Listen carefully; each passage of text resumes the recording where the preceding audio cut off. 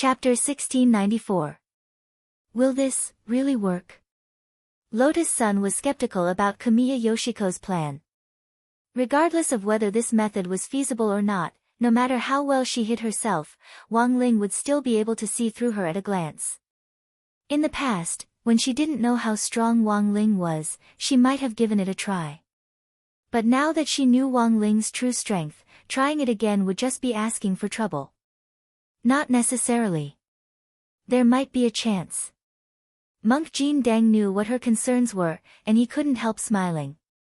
Miss Rong is still worried that you'll be seen through.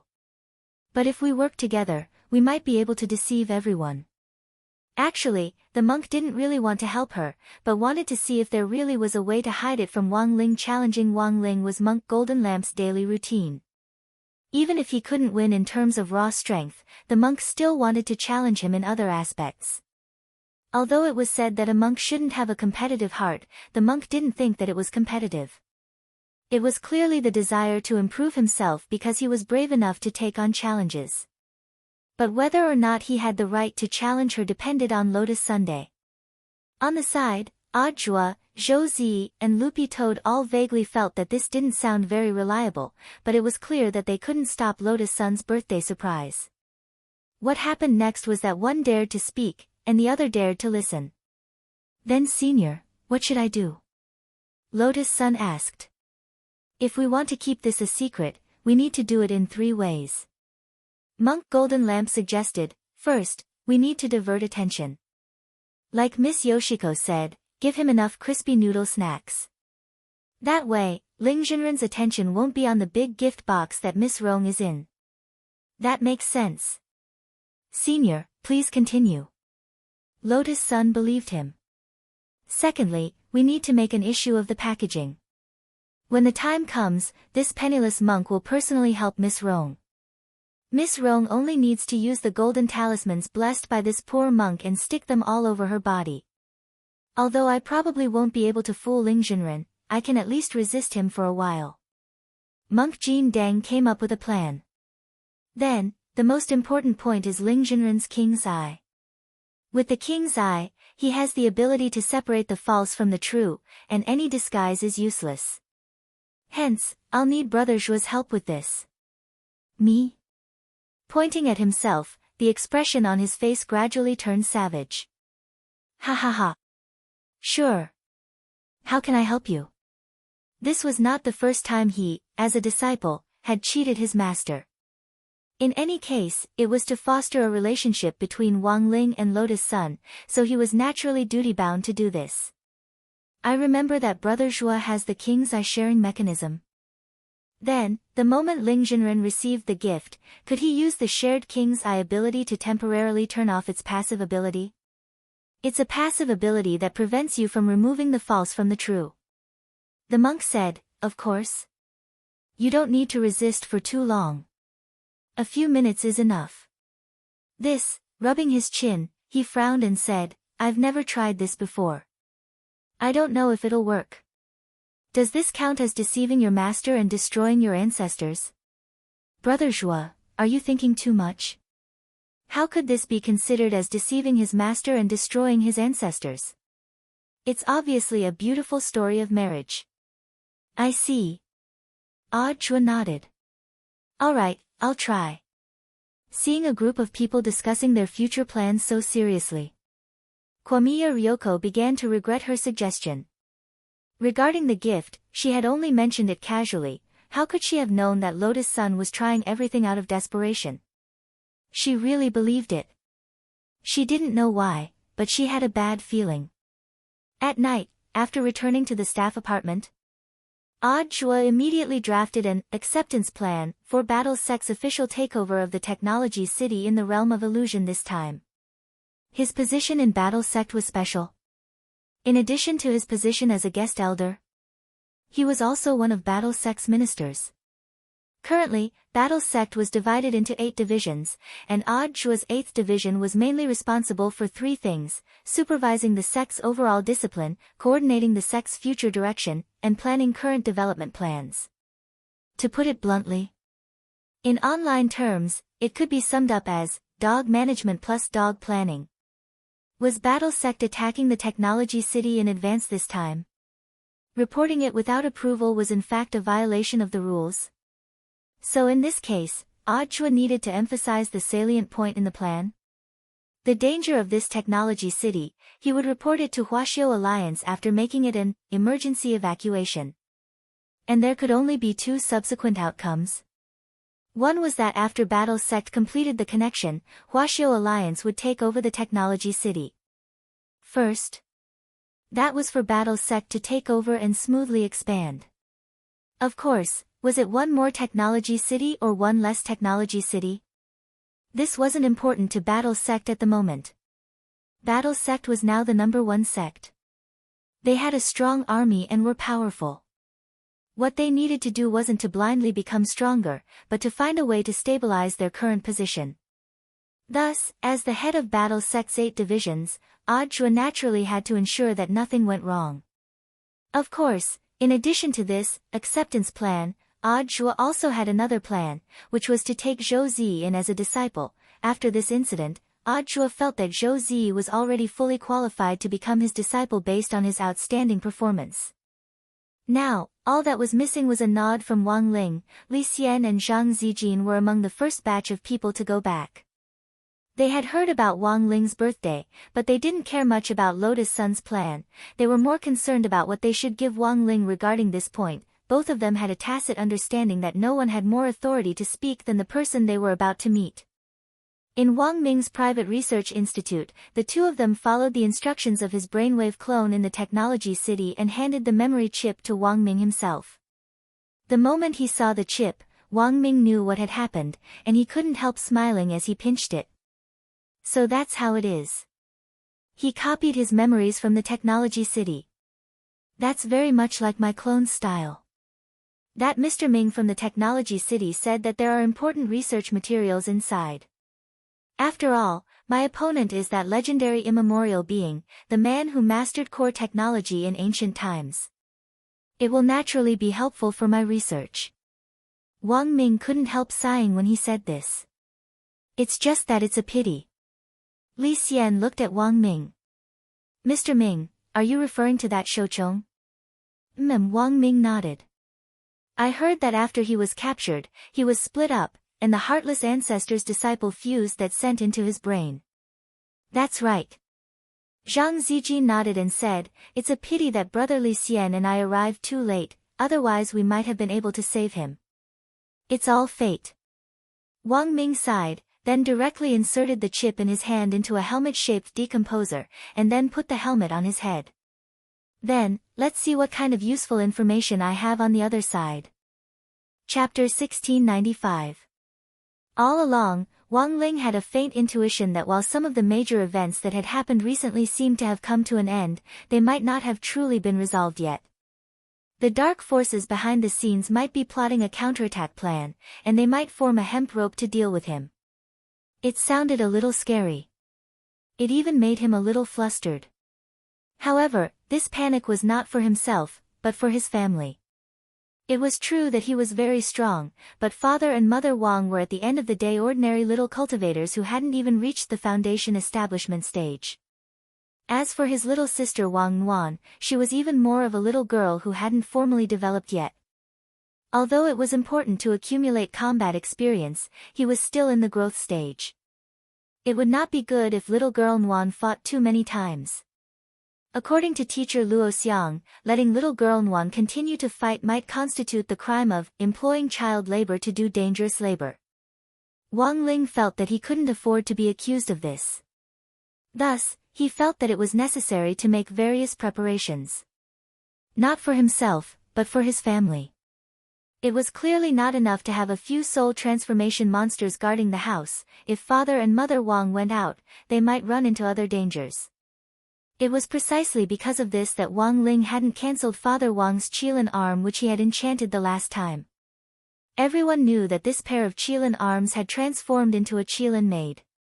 One of them was called Kato. One was called Eagle. It was now intelligently controlled and had a very strong learning ability. Through watching martial arts videos and movies, it had absorbed all kinds of combat experience. Wang Ling heard that Father Wang's inch punch had been very powerful recently. Every punch landed on flesh and his hand's speed was extremely fast. It was almost no different from that martial arts star in the movie, and even seemed to surpass him at one point. Of course, this was an effect that could only be achieved when the Qilin arm was activated. Under normal circumstances, the Qilin arm would be invisible. On one hand, it was to prevent the Qilin maid transformed by the Qilin arm from destroying the harmonious relationship between husband and wife.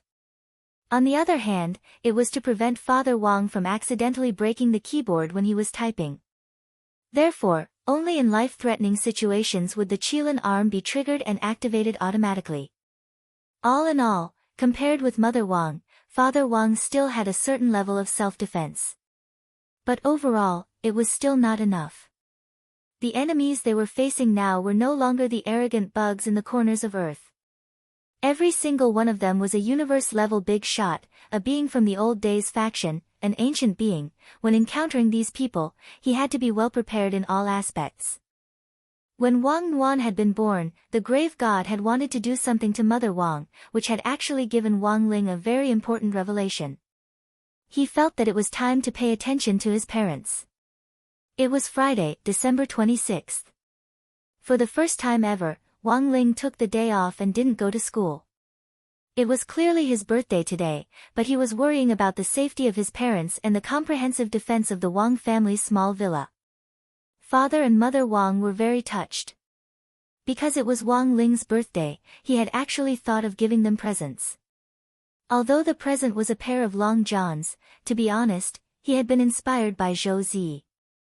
In order to protect Zhou Zi from danger during this trip to the technology city this time, Odd Shua had put on layer after layer the long johns he had given Zhou Zi. It directly turned Zhou Zi into a Michelin tire. However, the results were surprisingly good. For Father and Mother Wang, who had no defense ability, long johns were indeed the best choice. Of course, he had made some new improvements to the long johns that had been gifted to him this time. It had been upgraded to version 5.0.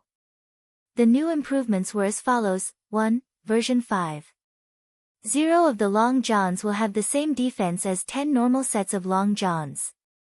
2. You don't need to worry about your hands and feet being tied up. With one set, you can directly lock down all parts of your body for thorough protection. 3. In the event of an emergency, you can activate a stand-in attack mode. When the time comes, the long johns will summon a powerful stand-in bodyguard to protect you from all sides. Then there was the backyard and the front yard of the Wang family's small villa.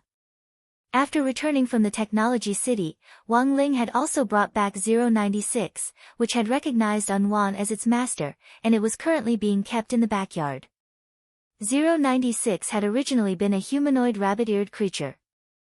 Wang Ling had taught it how to change its appearance so that it could transform into a cute rabbit. It was only the size of a teacup, snow white, and looked harmless, but from the way it covered its face, it could still be seen that it was 096. That was to say, the Wang family now had Loopy Toad in the front yard and 096 in the back.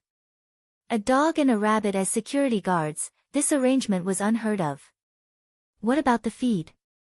Loopy Toad asked at that moment. Compared with 096, Loopy Toad had Dopigua to provide it with private messages at regular intervals. Furthermore, after becoming a divine beast, in addition to ordinary private messages, it could also absorb the power of chaos to replenish itself. But 096 was different. In theory, this type of host creature was also a product of chaos, but in the eyes of chaos, it was a mistake born out of chaos. Thus, its attribute was actually a little strange. It wasn't compatible with chaos, and the power of chaos couldn't provide 096 with normal energy supplements. But Wang Ling had already anticipated this. He took out a grass seed from his pocket and planted it directly in the backyard. This grass seed startled 096 and Loopy Toad at the same time. It's actually sky tomb grass. Loopy Toad was completely dumbfounded. Wang Ling nodded. This sky tomb grass seed had been given to him by Leng Ming. Loopy Toad itself was a manifestation of sky tomb grass, so it naturally had some seeds. The principle was similar to how Sun Wukong plucked out his hair to make other monkeys appear. The key point was that Sky Tomb grass was different from ordinary grass. It wasn't a product of chaos, but could grow infinitely by absorbing chaos, spirit energy, primordial chi, and other kinds of energy. As long as it had enough energy, it would be a perpetual motion machine that could continuously grow taller. It was definitely enough for 096 to use as fodder. As for its growth, Wang Ling had also prepared a chaos sprinkler. The space inside the sprinkler was connected to the universe, and it would absorb the power of chaos from the universe at regular intervals. 096 couldn't absorb the power of chaos to replenish its own energy, so it could use this chaos sprinkler to water the Sky Tomb grass first. Once it was fertilized, it could directly harvest it as fodder. Of course, apart from Loopy Toad and 096, the fortifications outside the Wang family's small villa clearly weren't enough. So Wang Ling also took out a pair of red paintings from his Wang Zhibao pants and stuck them on the back and front courtyards. On the painting was a pair of bearded old men. They looked a bit like the old K from poker cards. It was a common type of defensive magic equipment. Under normal circumstances, the creatures sealed in the painting were a bit like ghosts. However, these ghosts had been processed and purified by humans and had been tamed to the point of obedience. Take this pair of paintings that Wang Ling had taken out as an example. This magic treasure was called Unparalleled Nation Knight. One of the old men in the painting carried a missile launcher and the other a Gatling gun, and they looked very mighty and majestic. The most important thing was that apart from the painting, there was actually a couplet on it. It read, "Sweep the spear in all directions, cripple the demon. Bombard the exquisite flying tiger." Chapter 1696. Wang Ling heaved a long sigh of relief after the external fortifications were completed. This way, as long as Father and Mother Wang stayed in the house when the enemy attacked, they would be safe. The Wang family's small villa was now like a cannon, and the word tyrannical could be used to describe it. No matter who it was, they would be able to beat him to a pulp, beat him to a pulp, beat him to a pulp, beat him to a pulp. Throughout the entire process, Anwan obediently lay on Wang Ling's shoulder and watched. This little girl liked to stick to him, and this was the first time Wang Ling had felt a different kind of emotion from Wang Nuan when she touched someone else. He actually didn't reject her, which was the most incredible thing to him. But in fact, it didn't take long for Wang Ling to figure it out in his own way. Because little girl Nuan was his blood sister and one of the most important people to him, he wouldn't reject her. The most important people. Thinking about this, Wang Ling felt like he was thinking about something completely new on his birthday this year. For a very long time, he had never thought about other people's affairs. But now, when he realized how important the people around him were, he suddenly felt the need to protect these important people. These people should not only be referring to his family. He had to admit that he was a little conflicted now. Because according to his usual logic, it was as if these people didn't exist that he could enjoy the kind of tranquil and peaceful life he yearned for. But now, that kind of life seemed to be getting further and further away from him. And he was also becoming more and more used to it. As evening approached, more than 10 familiar figures approached the Wang family's small villa. They were divided into two groups, one was led by Super Chen, and the other was led by Odd Zhua. As Wang Ling's best brother at number 60 high school, there was no reason not to give him a birthday present. For this reason, whether it was Super Chen, Hero Gua, or Little Peanut, they had already prepared their gifts. Earlier, the class had also drawn up a list of Wang Ling's gifts. Super Chen had asked around in private, and Wang Ling had then compiled the list and sent it to Wang Ling. Because of Wang Ling's reticence, there weren't many people who were on good terms with him. Logically speaking, he shouldn't have received too many gifts. But the list this time was surprisingly generous. Why are there so many people? When Hero Gua saw the full list, he was a little dumbfounded.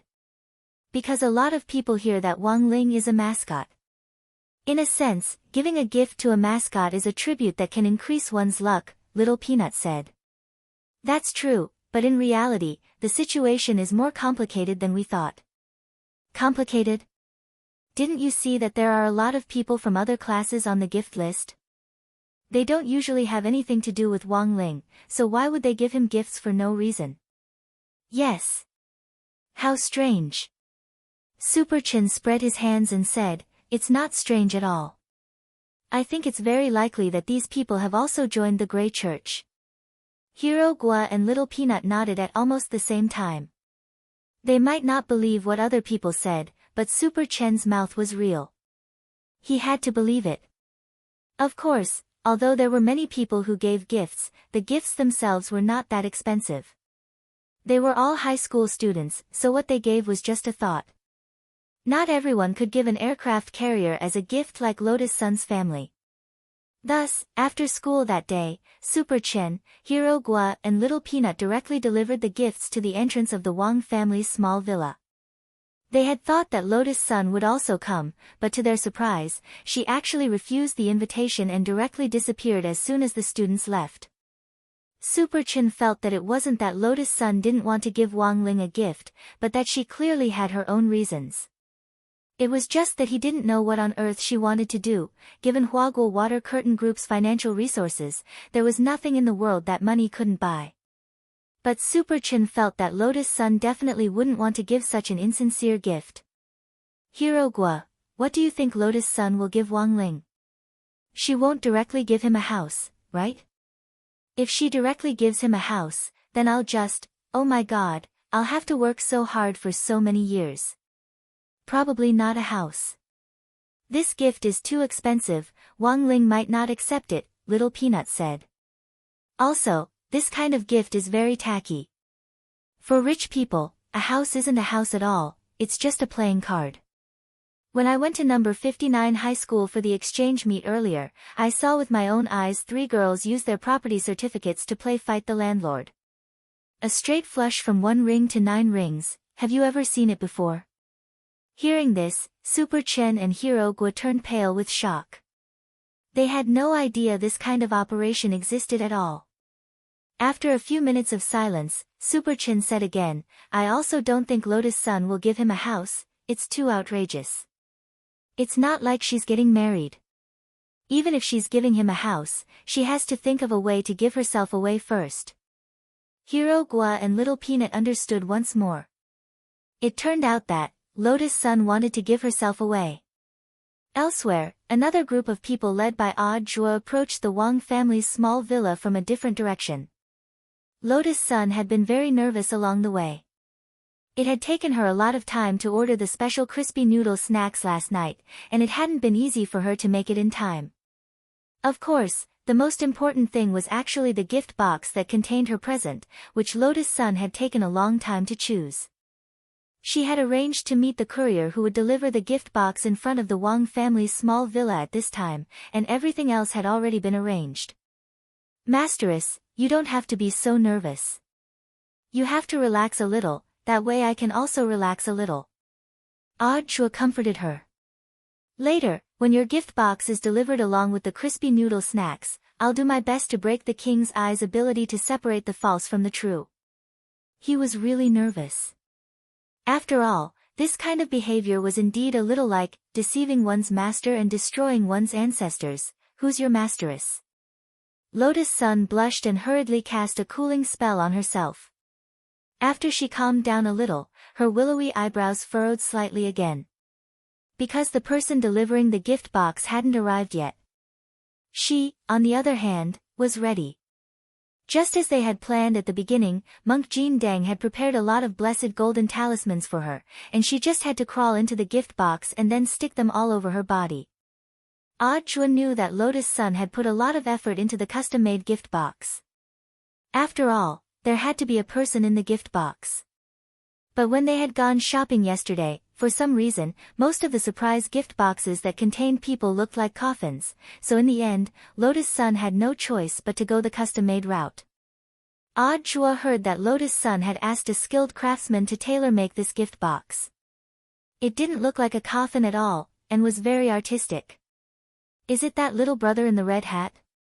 At that moment, Chua saw a courier little brother in the distance.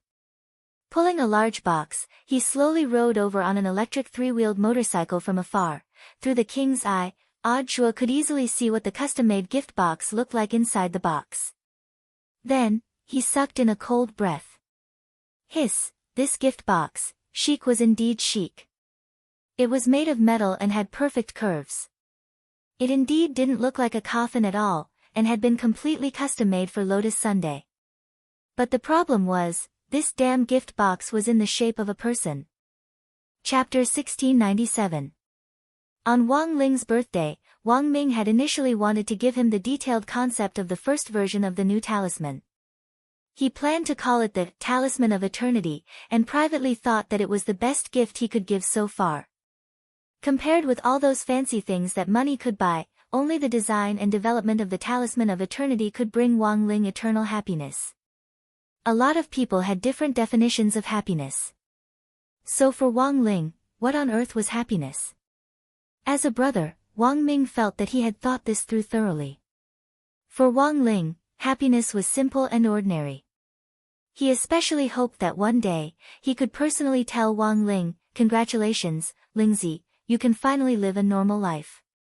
But there was still a long way to go before he could realize this vision. After analyzing the memory chip he had brought from the illusory land of nothingness through a specialized analysis helmet, Wang Ming suddenly felt his brain and body sink into a long-lost fatigue. Logically speaking, given his brain capacity, it shouldn't have been a problem at all for him to process this short-term memory, but now he actually felt like he was in a trance, which made him feel a little uncomfortable. When he got up, his body swayed and he almost knocked over the coffee on the table. Jia Yin darted forward and steadied him. "Don't push yourself too hard." "I didn't." Wang Ming said weakly, his face deathly pale. He was a little uncomfortable, but he didn't know why. It was just analyzing data, how could he be so tired out? Could it be the crystal card? Wang Ming vaguely sensed that something wasn't right, and he hurriedly grabbed Li Xian's hand. "Senior Li Xian, let me ask you, who else touched this crystal card?" "Mr. Ming gave it to us, and no one else touched it," Li Xian replied. "Then who saw it while it was being made?" "Brother Zidao and I used the small corpse picture that Ling Jinren gave us to seal the remaining shelter creatures, and we didn't see how the crystal card was made," Li Xian answered truthfully. After saying this, Wang Ming instantly had a bad feeling. If there was no one to accompany and witness the process of making the crystal card, then the situation would be very thought-provoking. At that moment, Wang Ming's thoughts were in a mess. With a headache, he placed Jia Yin's, Li Xian's, and Zhang Zipei's hands on top of each other, and then held them himself. "Yinzi, Senior Li Xian, Senior Zhang Zipei, what I'm going to say next is very important. Please remain calm after hearing what I have to say. Mr. Ming, please speak your mind. We will listen to Mr. Ming's arrangement. It's like this. I suspect that my brain has been implanted with a consciousness. To put it simply, you can think of this consciousness as a virus in a computer program." "Consciousness? What will happen to Mr. Ming?" "It's hard to say. This consciousness is very strong. I've already tried to use my own power to cleanse it, but it's useless." Wang Ming said, "And now, the worst-case scenario is that I might become a completely different person. Then what should we do?" At that moment, Jia Yin composed herself and looked at Wang Ming. Wang Ming instantly smiled bitterly. "Why don't you cry? I'm already like this. Moreover, if I become another person, I might not be able to change back. What's the use of crying? I believe you have a solution. Moreover, you must change back." At that moment, Jia Yin held Wang Ming's head. "Wang Ming, you must always remember. If you can't change back, it is very likely that you will be arranged into the legendary Taoran plot." Wang Ming, Jia Yin's explanation was too terrifying, and Wang Ming was instantly enlightened. As it turned out, this obsession to avoid being turned into a Taoran played a huge role in the subsequent progress. On the other side, Audiobook and Lotus Sun were still at a loss over this shocking humanoid gift box in front of them. The courier in charge of delivering the gift box was provided by the merchant. In the face of the customer's dissatisfaction, the courier was slightly helpless. "Miss Sun, this gift box was completely customized according to your requirements. The key is that it really doesn't look like a coffin at all. Moreover, it looked very exquisite. The workmanship is excellent. Moreover, our boss knows that Miss Sun wants to give it to her boyfriend as a surprise. No, he's not, he will be in the future. Our gift box took the boss an entire night to make, and he's very proud of it. When you open it, there's a hidden compartment, and it even comes with a baby bed. The courier little brother rubbed his hands together. Their boss had actually already taken this step into account. No girl could resist the thought of loving the person she liked for the rest of her life and then having babies. Often, it only took a few design elements related to babies to increase the overflowing maternal instincts of these girls. This was the general trend. It was precisely because of this that there were more and more mother fans these days. Sure enough, after hearing this, Lotus Sun couldn't hold back anymore and immediately made up her mind. No need to say any more, I'll buy it. Thus, 10 minutes later, Jua delivered a truck of limited edition crispy noodle snacks and a humanoid gift box to the entrance of the Wang family's small villa. Mother Wang, who had come out to help sign for the gifts, was startled. Little Jua, these are gifts for Shifu, but I'm not the one giving them. I'm just in charge of escorting them, Jua said as he wiped at his sweat. Ai, just come, you don't have to give anything, you're too polite. After exchanging a few pleasantries, Mother Wang focused all her attention on this very distinctive humanoid gift box on the side. Jua immediately became nervous. Don't be anxious, let me explain, little Juazi, you don't need to explain. Mother Wang was dazed for a long while before she shook her head. Children are all grown up, it's easy to hold it in during growth and development, so it's normal for them to need their own outlet. It's not like that, Auntie, I know. Ling Ling's situation is special, and normal people definitely can't take it, so this must be specially made, right? Special materials won't spoil so easily. Chua dropped his forehead into his hand, feeling like he couldn't explain himself at all. This really isn't, I understand, little Juazi. Thank you for being so thoughtful.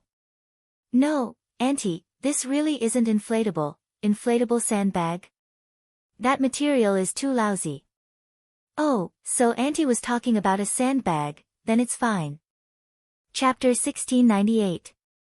After successfully delivering the box, this seemingly harmless courier little brother quickly pedaled away from the Wang family's small villa on his tricycle.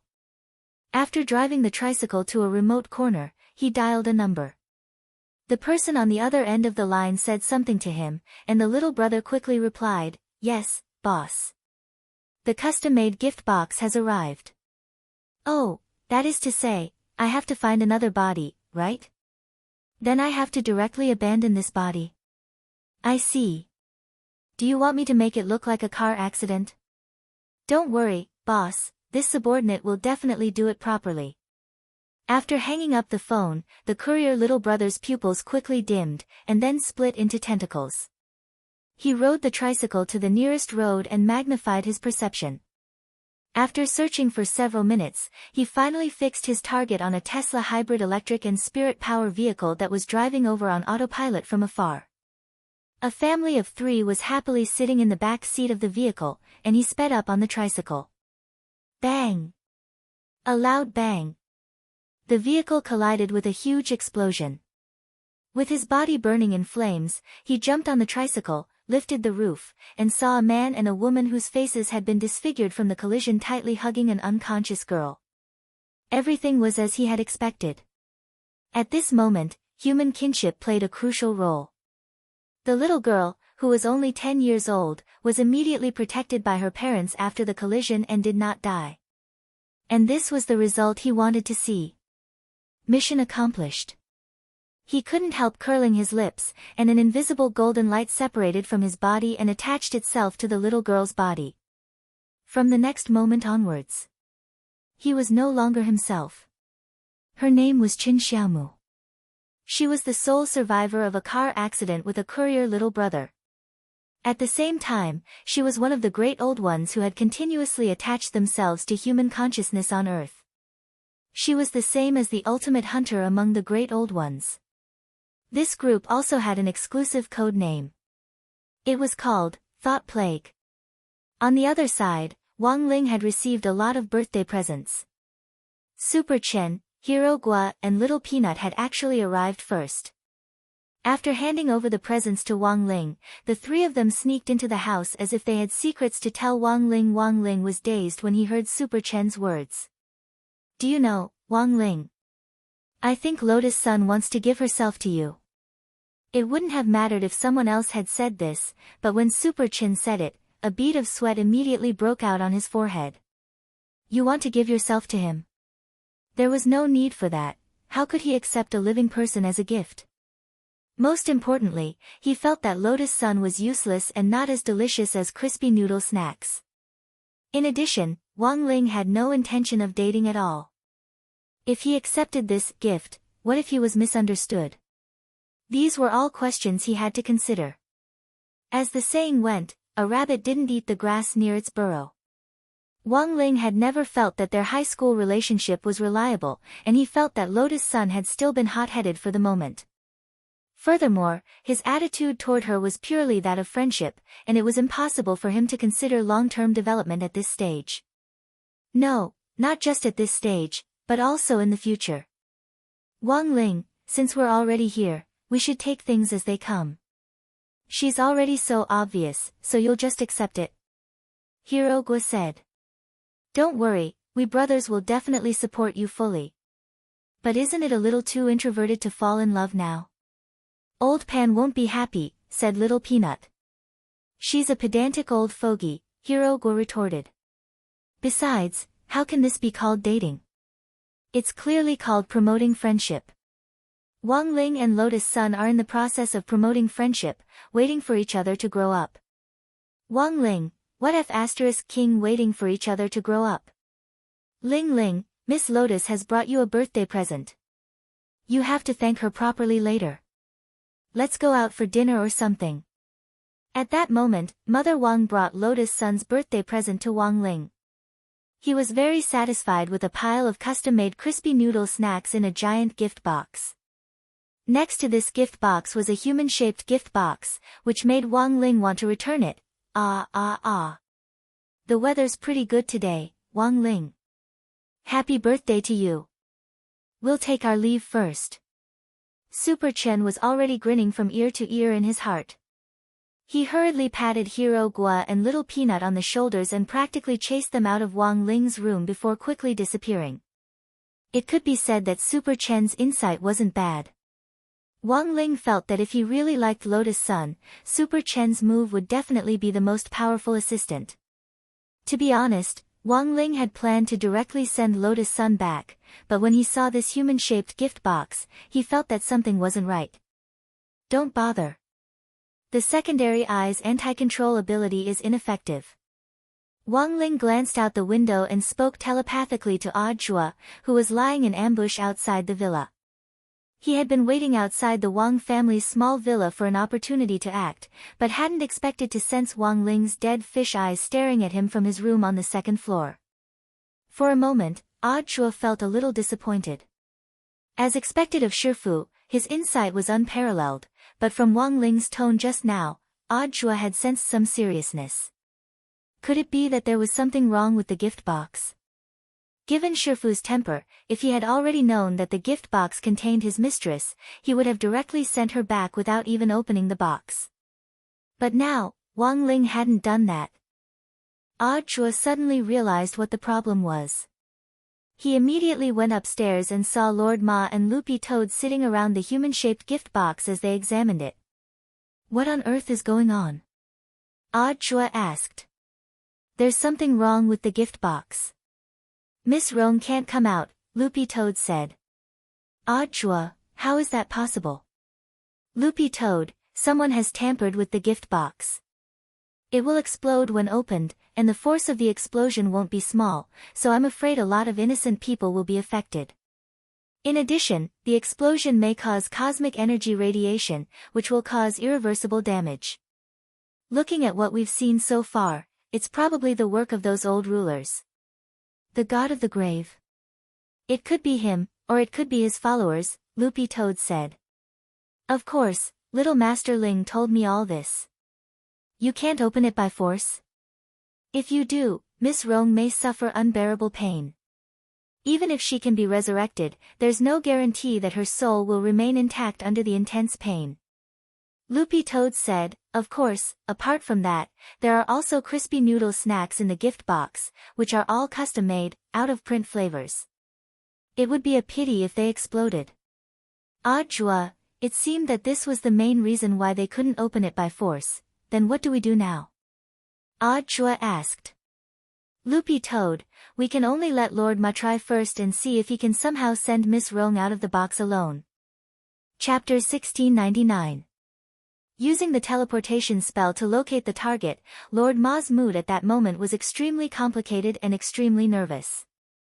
As a man in love, he actually had a feeling that this man next to him said that he wanted to save crispy noodles and acted like a role model for our generation, but in fact, the one he really wanted to save was Lotus Sundae.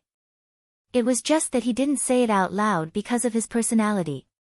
He didn't know if his intuition was right, but rescuing Lotus Sun had impressively become his #1 mission, and it was very obvious that he could only succeed, he couldn't fail.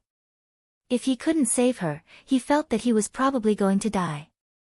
As a toilet bowl that had been used by the men of the Wang family in turn, and the only man who had seen the buttocks of the men of the Wang family, he was now the strongest among the gremlins who had been enlightened, and the only gremlin who had formed an ill-fated relationship with the cosmic god tree.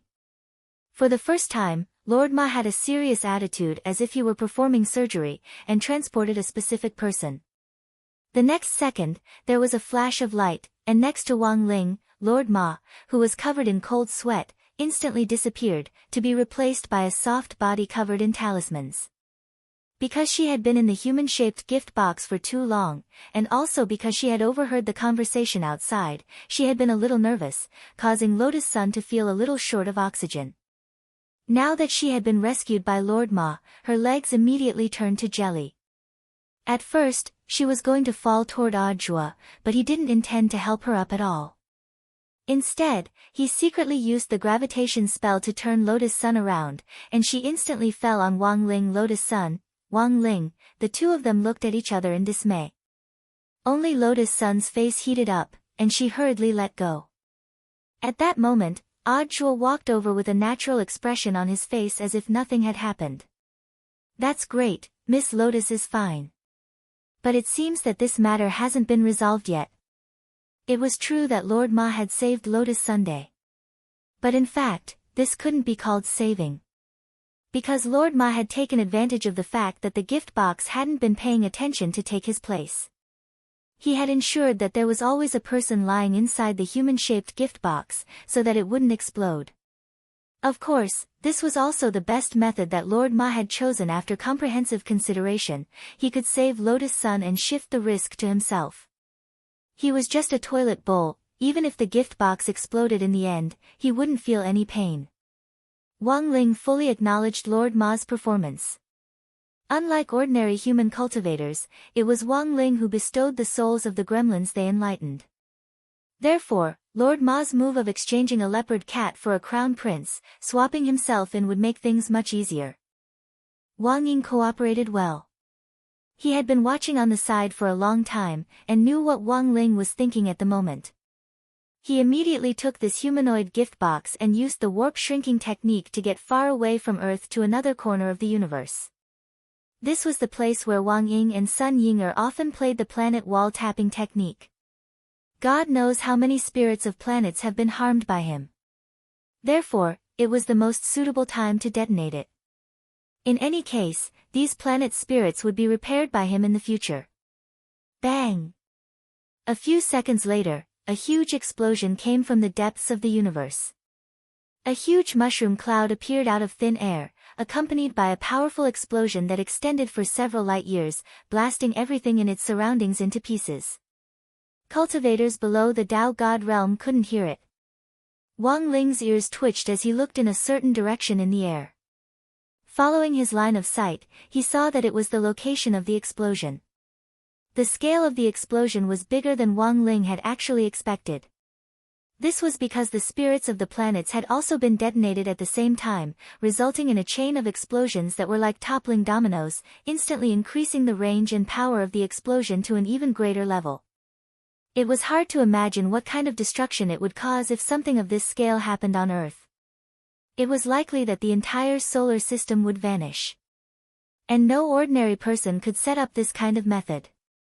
Then, Wang Ying returned with Lord Ma, who had been repaired in an instant. Lord Ma had personally experienced the explosion. Although he was the most senior of the gremlins, his face clearly didn't look too good. He shuddered slowly, still feeling some lingering fear. He had never experienced an explosion of this scale before. If it hadn't been for the special nature of enlightened gremlins, it would have been difficult for him to survive. Teacher Ma, what on earth happened? Odd Shua imitated the tone of a very popular ghost animal video recently, but Wang Ling rolled his eyes at him. Shifu, don't blame me. I just wanted to liven up the atmosphere. Odd Shua smiled awkwardly. Sorry, Lord Ma, it's all because of me. Lotus Sun blamed herself a little. This has nothing to do with Miss Rong. Even if it had been someone else lying in the gift box, the other party would have done the same. It was just that Miss Rong happened to be being used. Lord Ma thought for a bit and said, also, this kind of method isn't something an ordinary person can do. Master asked for leave today to specially build fortifications at home in order to prepare for a rainy day and defend against external enemies. I never thought that these people would actually move so quickly. Which people? Lotus Sun asked. The ones we dealt with before. They were at least at the cosmic level, Lord Ma replied. But didn't Wang Ling already, since they're cosmic level figures, they must have their own way of resurrecting, they won't be so easily wiped out. Even a speck of ash could be the key to their resurrection. Then their strength must have been greatly reduced, Lotus Sun said. That's right. But if these defeated people band together and plan to deal with them together, it'll still be a little troublesome. Lord Ma sighed and said, when you find a pile of cockroaches crawling all over the floor in the kitchen, there will always be fish that slip through the net with one slap. But if you blow up the kitchen, you might bring disaster to yourself and even your neighbors. Hearing this, Lotus Sun nodded slightly. She knew that this kind of thing wouldn't be easy to deal with, especially for Wang Ling, who had to be cautious in all aspects. Then, is there anything I can do to help now? Lotus Sun asked. It's very simple. At that moment, Loopy Toad jumped onto the table and looked at Lotus Sun as it said, you just need to protect yourself. Looking at all the signs, they've already set their sights on you. So it's best to upgrade the 6 cores Mysterious Sea. Upgrade, 9 cores. Lotus Sun was astonished. 9 cores Mysterious Sea. With this combat strength, it's enough. Lord Ma also nodded and said, but I also sensed something strange in the explosion just now. At that moment, Lord Ma opened his mouth and a transparent ball of light came out. If your eyesight isn't strong enough, you probably won't be able to see it. I caught this thing in the explosion, and it seems to have the ability to control consciousness. Wang Ling's eyes instantly narrowed. Because he saw a transparent worm wriggling in this transparent ball of light, and it gave off the scent of the old rulers, sure enough, this has something to do with the grave god. Odd Chua frowned. It's very likely that the other party has already infiltrated deep into our midst. Lord Ma said, this worm can control consciousness, so it can also quietly infect human cultivators. Judging from what they know about us, I'm afraid someone important to Lord Ling has already been infected. Chapter 1700. Lord Ma's reasoning was completely logical. Since an infected person was already next to them, they had to be on guard. Wang Ling closed his eyes and used his search ability to communicate with Book of Sage Immortal remotely. Although he had already sent the book out of this universe, he would still occasionally use it as a remote search engine. After giving it away, the noise from Book of Sage Immortal had indeed decreased a lot, and it was a lot more convenient for Wang Ling to read it now. Because of the long-distance telepathic connection, this annoying iPad wouldn't jump in the face as much, and would only give him the answers he wanted. Of course, Wang Ling felt that this could also be Book of Sage Immortal's way of showing weakness. It was probably trying to make amends for its mistakes. Thought Plague. Wang Ling ruminated on this name which he had obtained from Book of Sage Immortal. This was one of the dirtiest characters among the rulers of the old days. By invading someone's consciousness, they could silently control them. It wasn't just human cultivators, but any living creature with a soul and life would be manipulated by them. Furthermore, the most important thing was, the thought plague would constantly change the bodies it had invaded, leaving no trace behind. The final fate of the bodies that it had abandoned would also be clearly arranged, disguised as all kinds of suicides or accidental deaths, so that there was no way to investigate it. But in any case, the seriousness of this matter was enough for Wang Ling to pay attention to it. Based on what was currently known, the thought plague was extremely contagious, especially after switching bodies. Even if the bodies that had been used became corpses, they could also become new sources of infection. This meant that they would leave their seeds in the corpses, and those who came into contact with the seeds would become new infected people. Thus, if this matter wasn't taken seriously, it might spread widely among human cultivators. As the rulers of the old days of the universe, there was currently no way to identify the true bodies of these creatures with the current cultivation methods on Earth. Once they were parasitized, it meant that they would be 100% controlled. So the first thing Wang Ling had to do now was investigate three things. The first was the source of the thought plague. The second was who on earth had sent these thought plague. The third was who on earth had been infected, and how to prevent it. This is the basic situation Shifu was talking about. After summarizing Wang Ling's telepathic message, Zhuo verbally relayed the incident to the others in a simple and clear way. Now, as a disciple, he was not only used as a scapegoat, but also for various other purposes. When he said this, Zhuo's mind was filled with a scene from a movie. On a dark, windy, and stormy night, Wang Ling appeared in front of him dressed like a mafia boss and asked him, translate, what? It's a pleasant surprise. In other words, we need to prove our innocence now. Lord Ma asked. Lord Ma, you don't have to. After all, you're an enlightened gremlin. Master can tell at a glance. As for the others, don't even think about escaping. Zhuo smiled and said, how about this, one by one, we'll ask each other questions to prove our innocence. There were no outsiders here except for Zhuo, Lotus Sun, and Loopy Toad. It wasn't Wang Ling's idea to prove his innocence, but Zhuo's own ideas.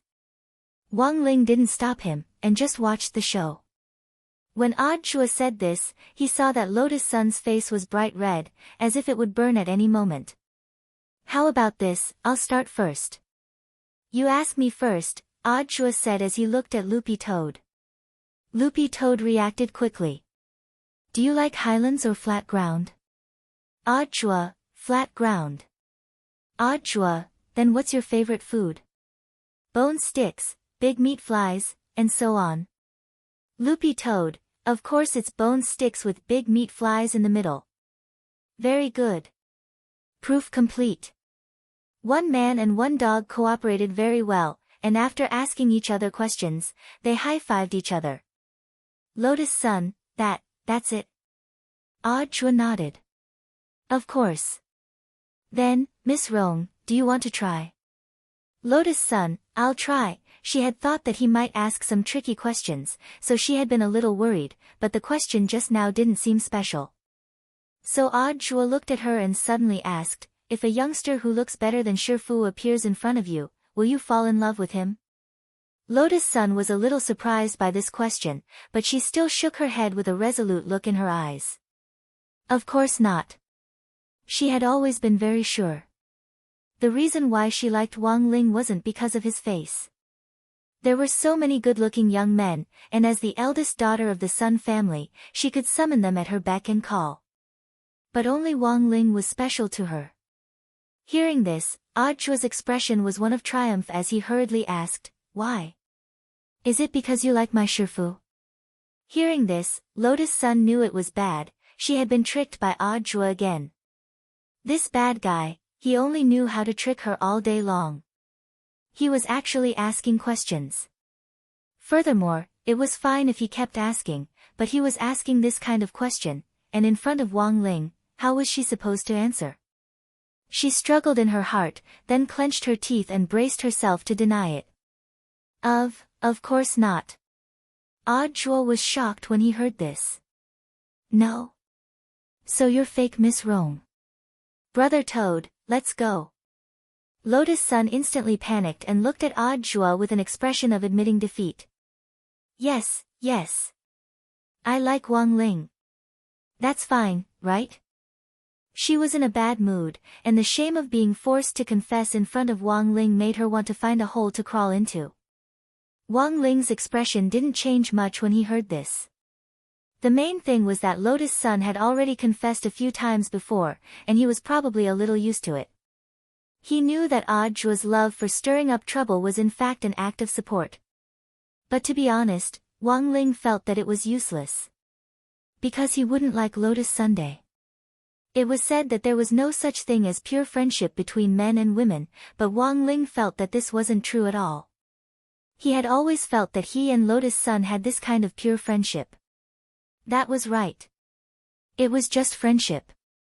Wang Ling turned his head to look at Lord Ma on the side, and seemed to be giving him some instructions telepathically. Lord Ma immediately understood, and then turned to Lotus Sun and bowed respectfully. Then, Miss Rong, please come with me. Where? Lotus Sun asked. Lord Ma, to upgrade Mysterious Sea, of course. Lord Ling has already made an appointment with Senior Golden Lamp, so Miss Rong just needs to come with me to bring Mysterious Sea over. Once it's upgraded to a 9-core spirit sword, Miss Rong will have the ability to protect herself. You won't have to worry about being threatened by the thought plague. With this kind of sword chi protecting you, it will be very difficult for them to invade you. Chapter 1701. Following Monk Golden Lamp into the mountain of Backtrack, Lotus Sun felt like she was revisiting an old place. The last time she had leveled up in the Mysterious Sea here, it just so happened that she had helped Loopy Toad resolve the chaos catastrophe caused by its advancement from a holy beast to a divine beast. This time, she entered again to complete the upgrade of the 9 cores Mysterious Sea. She was unfamiliar with it the first time, but familiar with it the second time. This time, her mood was much calmer than before. She was just a little worried that she wouldn't be able to control the Mysterious Sea after it was upgraded to 9 cores. Miss Rong, you don't need to be nervous. The success rate for upgrading the 9 cores Mysterious Sea is 100%. Since you've already fused it several times, the subsequent fuses won't be that difficult, Monk Golden Lamp said. As for why Ling Jinren chose this poor monk to bring Miss Rong here, it's mainly to guard against the surge of energy after the Mysterious Sea is upgraded to a 9-core spirit sword. It's definitely very strong, and I'm worried that I won't be able to control it. Lotus Sun frowned slightly. Her strength had been stuck at the peak late foundation establishment stage, and she was only a hair's breadth away from the golden core stage. Although her battle strength with the Mysterious Sea was far more than that, she couldn't improve her basic realm, and controlling the Mysterious Sea had always been a problem. Just like equipment in games, equipment had a level limit, and if a character's level wasn't high enough, they wouldn't be able to bear the additional attributes of powerful equipment. If she didn't control it properly, it wouldn't just be dangerous for herself, but also for the people around her. This wasn't what Lotus Sun wanted to see. While she was letting her imagination run wild, Tyrant suddenly laughed. Miss Rong, you're thinking too much. Although I've told you before to use Mysterious Sea's power cautiously, I don't think it's worth it. Although this poor monk has said before that Miss Rong should be cautious in using the Mysterious Sea's power, you don't need to worry about controlling it. But isn't it usually, that's true in normal circumstances? Spirit swords, magic weapons, and even some high-level talismans in the cultivation world all have realm restrictions. If your realm isn't high enough, you won't be able to use them smoothly. This is because the cultivator's realm is too low and they don't have enough spirit energy. Using these high-level magic treasures consumes a lot of spirit energy, which they can't afford at all. Monk Golden Lamp said, it might seem like a restriction, but the main reason is that you don't have enough spirit energy. What about me? She asked. Miss Rong already has 6 cores on the mysterious sea. Haven't you noticed it after using it for so long? This is because Lady Rong doesn't need to worry about the consumption of spiritual power. Monk Jin Deng said, when the mechanism of becoming one with the sword is activated, Mysterious Sea's power is Miss Rong's power. Under such a passive ability, the problem of insufficient spiritual power can be directly ignored. I see. Lotus Sun nodded. At this moment, Sun Yinger also appeared and comforted her. I told you, Rong, you're thinking too much. It's impossible for you to lose control. Even if you do, you still have me. And this time, I feel that you and Ling Jinren have made great progress. Lotus Sun was stunned. Where did I? Sun Yinger, it's really big. Look, this thought plague is so dangerous. There are so many people in Battle Sect, but the first thing he thought of was to help you increase your strength. Sun Yinger wasn't trying to make fun of Lotus Sun like she usually did, but she truly felt that there was a lot of progress between the two of them this time. Although she didn't show it on her face, Lotus Sun was actually overjoyed. On the other side, Odd Jua, who had been secretly assisting them all this time, was also very touched. After Lord Ma and Lotus Sun met up with Monk Golden Lamp and left the Wang family's small villa, he stared at Wang Ling, who couldn't wait to open the plastic bag of the custom-made crispy noodle snacks, and asked, Shifu, do you have some thoughts about Miss Rong? Wang Ling was very confused, but he didn't deny it. He did indeed have some thoughts. But this was mainly because Lotus Sun had been forced to confess to him after the question and answer session just now. If Lotus Sun continued to stay here, it would be awkward for both of them. Instead of that, it would be better to think of a way to send her away.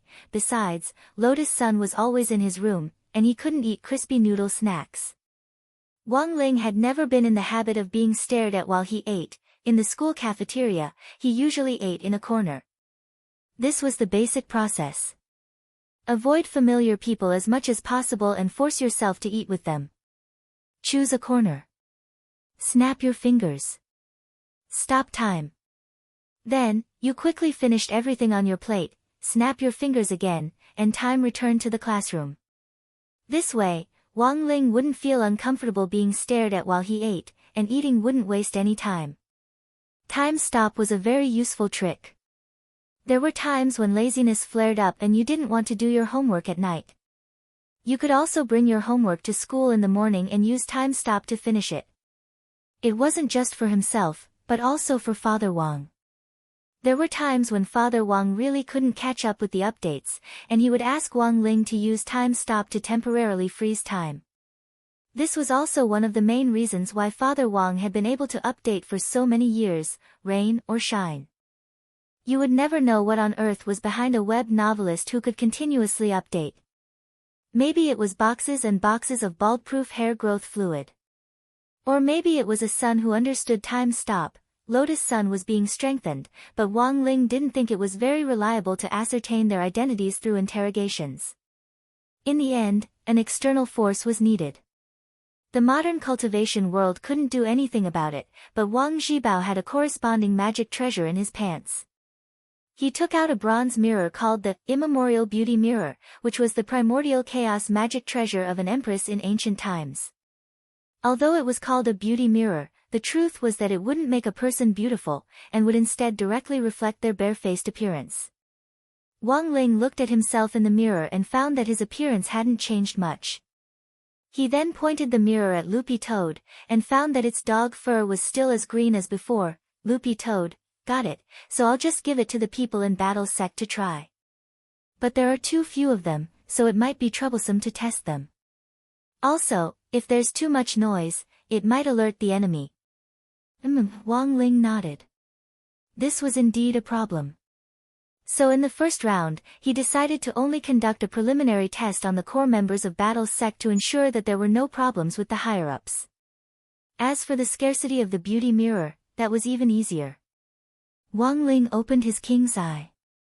He selected the beauty mirror in his hand, and Loopy Toad saw Ctrl+C appear in his left eye and Ctrl+V appear in his right eye.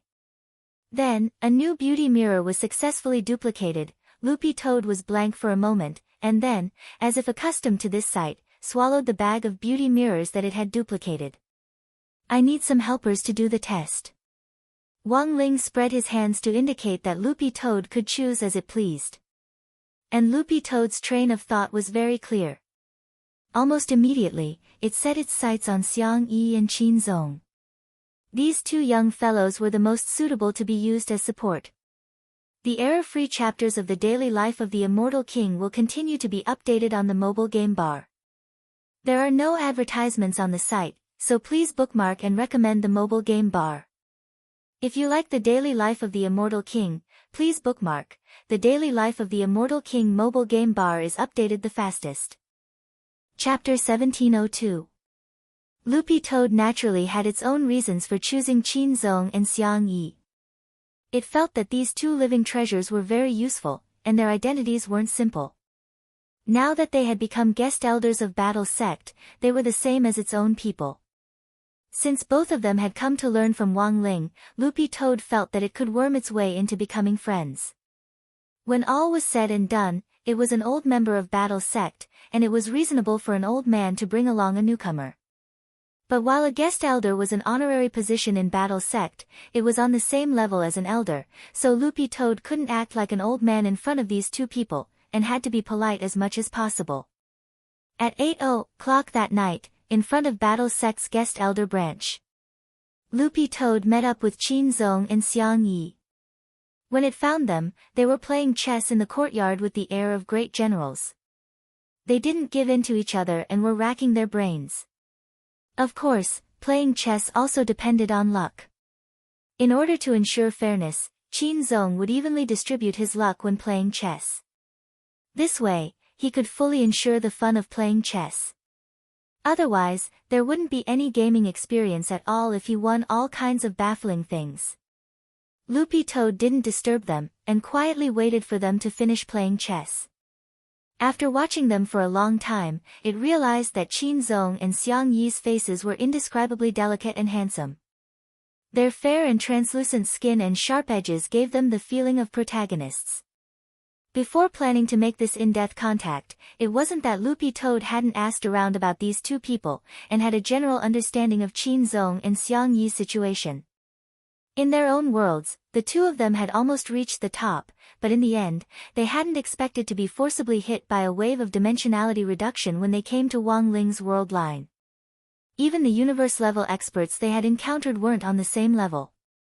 It was only after coincidentally running into the heartless ancestor this time that the two of them realized that there was no end to learning.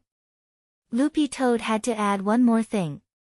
That was, in order to ensure that they were serious enough in their studies, Xiang Yi's real body had switched back with his shadow after meeting his wife. The one in front of Loopy Toad now was the real Xiang Yi. I lost again. Xiang Yi scratched his head in annoyance. Loopy Toad didn't wait for a few minutes before the two of them decided the winner. Qin Zong had a complete victory without relying on luck. To be honest, after coming to Wang Ling's world, he had in fact wanted to meet Gu Xuanji, but hadn't been able to find the right opportunity. In fact, after coming to Wang Ling's Toad's world, Loopy Toad had wanted to meet Gu Xuanji, but he had never been able to. Loopy Toad's Wang Xuanji hadn't for Gu. And to for Ad Xuanji. In Y zone. And Toad for Chen for him that zone, that he not as for. Gentlemen, I have a mission here, Loopy Toad said as it gave them a concise and comprehensive account of the thought plague. Toad immediately, Qin and Qin. Qin. Toad, Ling and that and Toad. 2 for Qin. And Yang. And. Toad. And Ling for and. The source, Qin Zong cupped his chin and thought carefully. When we were in the Science and Technology City, Senior Li Xian and Senior Zhang Zijin did not act with us. Could it be that they were invaded, or that they came out of the Science and Technology City with something that could achieve a large-scale invasion?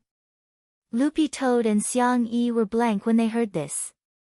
Because as far as they knew, the only thing Li Xian and Zhang Zijin had brought out of the technology city was the chip that Wang Ming had used his brainwaves to invade the wealthy businessman Jia Bugui. It couldn't be, could it be such a coincidence? Although Qin Zong didn't have Super Chen's blessed mouth, his unparalleled luck attribute allowed him to hit the nail on the head sometimes. Lupi Toad and Xiang Yi were instantly on high alert. If the source of the infection really was Wang Ming, after the thought plague invaded Wang Ming's body, given Wang Ming's powerful brainwaves, it might be able to carry out a large-scale invasion in an instant. And the serious consequences of this invasion had already reached an inestimable point. Then where should we start now? Xiang Yi asked. How about we go look for Senior Gu? Qin Zong suggested at that moment. Xiang Yi and Lupi Toad were silent. It would have been fine if Qin Zong hadn't mentioned it, but now that he had, it was very likely that the first person they were looking for, Gu Xuanji, had already been invaded. After Lupi Toad left, Wang Ling noticed an interlude in the news. It was a car accident near the Wang family's small villa. A spirit power-driven tricycle delivering packages had crashed into an automatic car. The delivery little brother and a couple had died together. Before they died, the couple had used their bodies to protect their daughter, resulting in 3 deaths and 1 injury. Car accidents happened every day, so no one would find it strange. But it just so happened that this delivery little brother was the one who had delivered the human-shaped gift box to Lotus Sun previously. That coffin, oh, no, the human-shaped gift box had been problematic to begin with, so there was a high chance that the delivery little brother had already been invaded. In the explosion of the car accident, the delivery man and the poor couple were burnt beyond recognition, and their faces were almost indistinguishable. But Wang Ling had the king's eye. Wang Ling could still use his power of sight to directly restore their original appearances. Based on the force of the explosion at the scene, it was a miracle that the little girl had survived. But not only had she survived, she didn't have many injuries on her body, except for a few burn marks. Wang Ling couldn't help but start to wonder if this little girl was really a little girl. Wang Ling first looked up the delivery receipt number of the delivery little brother who had delivered the human-shaped gift box. He could directly find out his work number from the receipt number, and then file a complaint with the customer service staff to get his exact personal information. Then, he remotely used Book of Sage Immortal to find out the girl's name, Qin Xiaomu. He then followed this information to find out about Qin Xiaomu's parents. After getting the information on the 3, he directly teleported to the hospital morgue. Outside the morgue of 9th Cultivation People's Hospital, several family members were crying. Wang Ling could hear their heart-wrenching cries through the thick iron door. He sighed in his heart. Resurrecting these 3 people directly went against Heavenly Tao. But after all, the source of their deaths was that ancient creature, and it wasn't an ordinary accident. Thus, Wang Ling felt that resurrecting these 3 people was actually harmless. Of course, even if he was on the Heavenly Tao white list, the process still seemed a little irregular. Thus, when Wang Ling teleported to the hospital morgue, he called Death Heavenly Tao, who was currently guarding number 60 high school's entrance, over. In this way, people were resurrected by Death Heavenly Tao. What did that have to do with Wang Ling? Chapter 1703. When Death Heavenly Tao had been summoned by Wang Ling, he was still wearing number 60 high school's school guard captain uniform. The original school guard captain, Old Li, had already reached retirement age, so he had given the position to Death Heavenly Tao. Death Heavenly Tao was moved, and added 200 years to Old Li's lifespan in the Book of Life and Death, which was simply a huge gain. No one would have thought that their colleague who went to work with them every day was a man who could freely control other people's lives, but even if Death Heavenly Tao carried out the resurrection itself, it would still be considered a violation of the rules. When Tao ancestor Wang had established the Heavenly Tao Governing Committee back then, he had left behind a rule that those who had no choice but to be resurrected had to first be put on file. That was, after the Heavenly Tao Governing Committee was established, the 6 main Heavenly Tao would review and approve it before the twin brothers could carry out the resurrection. The brothers actually had a division of labor for the entire resurrection process. For example, Wang Ling's older brother, survival heavenly Tao, was mainly responsible for resurrecting people who had died subjectively. So, what was subjectively? For example, people who died from illness, near the end of their lifespans, or even suicide were all considered subjectively. In contrast, death heavenly Tao dealt with deaths that were more like accidental deaths. But this express delivery little brother's situation was a little more complicated. While it was true that he had been invaded by the thought plague and had gotten into a car accident early, the truth was that at the same time as the car accident, the illness caused by long-term overtime work manifested itself in that moment. Almost at the same time that he was killed, the express delivery little brother suffered a myocardial infarction, which resulted in sudden cardiac arrest and suffocation. Not only that, because he had been traveling around on his little tricycle for a long time, he had also suffered from severe rheumatism. The moment he was hit, all his bones cracked. The moment he was hit, this poor express delivery little brother died suddenly for multiple reasons. Furthermore, each of his deaths happened almost at the same time, and they were all fatal injuries. The thought plague which had invaded his body clearly hadn't noticed this, and was still controlling his body. In the end, he was directly burnt to a crisp by the explosion, and was completely unrecognizable. Too tragic. Death heavenly Tao sighed as it explained the cause of this express delivery little brother's death. Cut the crap. Just tell me, can he be resurrected? Wang Ying's expression was heavy. One Wang Ling and one Wang Ying sandwiched Death heavenly Tao, and Death heavenly Tao himself was terrified. His pupils contracted slightly as he said timidly, yes. Since Ling Jinren and Jinrening have spoken, how can I refuse? Urging people to be resurrected in violation of the rules was essentially a serious violation of the law, but with Wang Ling and Wang Ying behind them, Death heavenly Tao had some confidence. The rules back then were set by Tao ancestor Wang. If I were to resurrect these humans and receive any punishment, the two of you must help me. Death heavenly Tao bowed. You might not believe it, but as one of the 6 main heavenly Taos, the heavenly Tao of death is also very afraid of death. Cut the crap. Do it now, Wang Ying said concisely. Yes. Death heavenly Tao didn't refuse anymore. He took a step back and released a pitch-black spirit flame from his fingertip. Then, he raised his finger and pointed it at the charred corpse's head. The corpse, which had been burned to the point where it was no longer recognizable, was rapidly recovering at a speed visible to the naked eye. He got off easy. This is a brand new body, Death heavenly Tao said as he crossed his arms. After resurrecting a person, the person would also have a completely healthy body. No matter what kind of pain or illness they had suffered before, the resurrected body would be completely healthy. But modern human cultivators had some bad habits that were hard to change, and in the end, they would still develop into a subhealthy state. Regarding this, it was truly a pity. As if he had just woken up from a long dream, the deliverer man woke up from the sterile bed in the morgue and rubbed his eyes. He remembered that he had just been walking on a long and narrow golden bridge, and golden men floating in the air next to it ladled a bowl of golden soup for everyone standing on the bridge. The mengpa soup that people talked about was actually the same kind of thing as this golden soup. This was a tool used by the heavenly Tao to block out the soul's memories of its previous life. But just as the courier little brother was about to drink it, the golden soup in his hand was ablaze with a black flame, and he was so frightened that he knocked the bowl over. At the scene of the golden bridge, in a mess, he was sucked away by the crack caused by the black flame. When he woke up, he saw 3 men standing in front of him with their arms crossed, surrounding his bed. You guys.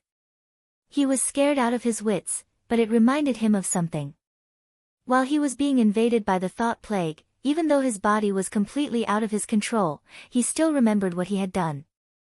The thought plague would never have thought that the person whose body it had destroyed would be resurrected under such circumstances, and still have all the memories of when he was under its control. All you need to know is that you got into a car accident, and we saved you. Now, don't ask anything else, just tell us everything you did while you were under its control, Wang Ying said coldly. Bow bye. This courier little brother said as if he had been enlightened. Bow bye. Yes. When my body was under its control, I went to a company that I've never seen before. I've never seen such a mobile company before. A mobile company? Death Heavenly Tao was also dazed when he heard this. Could it be that the company is in some kind of aircraft? Floating offices that didn't have a fixed address were indeed very popular now, and were now the mainstream trend for companies in the future in the cultivation world. Although the company's location was constantly changing, it could use this advantage to easily recruit talents from all over the country, and introduce talents from all over the country by setting up an aerial office. The biggest advantage of this type of floating office was that the boat would float by each designated city on a fixed schedule, so that many workers from other places could take the company's shuttle bus back home often to visit. But there were still very few companies that could master this kind of cutting-edge technology. Only a large financial group that was as rich as a country would have the material and financial resources to operate it. However, the Bao company that the courier little brother mentioned seemed to be a new term among the limited number of aerial companies. Before this, there were plenty of advertisements for those famous aerial companies, but Wang Ling had never heard of this Bao company. He didn't know why, but he felt that the company's name was familiar. Chapter 1704. Neither Wang Ling nor Wang Ying had heard of Bao Group before, as if it had popped up out of thin air.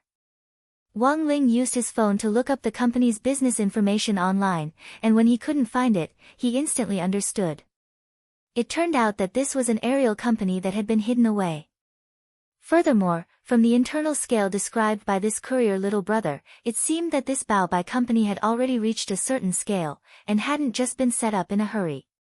There were many employees inside, and all of them wore thick white protective suits. Listening to the description, it seemed a little like a cultivation chemical company. The courier little brother did his best to answer, "I saw a huge graveyard, ranch? Farming in the air." Wang Ying and Wang Ling were startled. "No, it's a graveyard. In the core area of this company's floating ship, behind an encrypted iron gate, there's a huge graveyard in the air, as if it's excavating something." "Yes. That's right, I remember now. There's a huge skeleton in the center. It looks like a very large creature, but I can't tell what it is. Its tail alone is dozens of feet high, and the nameplate on it is engraved with the words SCB Special Faction. Sheltered creatures?" Wang Ling was a little surprised by this answer. Because in the small corpse painting, he had already asked Li Xian and Zhang Zizi to lock up all the sheltered creatures that the heartless ancestor had hidden as he traveled the universe. Among the strongest of them, apart from 096, who had become a rabbit guarding Wang Ling's backyard, 005, 007 and 009, these sheltered creatures of the old faction, were all immobilized in the king's eye, and were extremely well behaved. "Go to sleep." After the interrogation was more or less complete, Death Heavenly Tao snapped its fingers to make this courier little brother forget everything. At the same time, it set the unfortunate couple on the side to be automatically resurrected in half an hour. Of course, if word got out that the dead had been resurrected, it would definitely cause a huge uproar. On Heavenly Tao's side, Death Heavenly Tao had already ordered a few little golden men to deal with the aftermath. This was to knock some sense into everyone who knew about this so that they would physically forget all their memories of this matter. Apart from that, Death Heavenly Tao had already ordered Heavenly Court to temporarily forget that this poor couple had any memories of having a daughter after being invaded by the thought plague in the car accident. When the little girl returned, they would automatically recall it. After setting everything up, Death Heavenly Tao looked at Wang Ling and Wang Ying and said worriedly, "Ling Jinrening, I don't think it's that simple. Ling Jinren already has control over the living creatures of the Old Days faction and the Great Dao faction, so it's a little strange that new living creatures have appeared." "What do you think?" Wang Ying asked. Death Heavenly Tao took a deep breath and said, "Judging from the way things were handled, there were at least 3 people involved. One was that undying cockroach, Bai Jia. The second was the grave god, and the third was the heartless ancestor. He should not be completely dead. That kind of ancient figure had too many ways to survive. As long as the heartless patriarch separates a trace of his brainwave before he dies, there's a certain chance of survival." "So you're saying that this is the Avengers?" "Interesting." Wang Ying curled her lips. He thought of how these cockroaches, who had already been smacked to death, had gathered together again to discuss a plan to deal with Wang Ling. That kind of ugliness was really hilarious.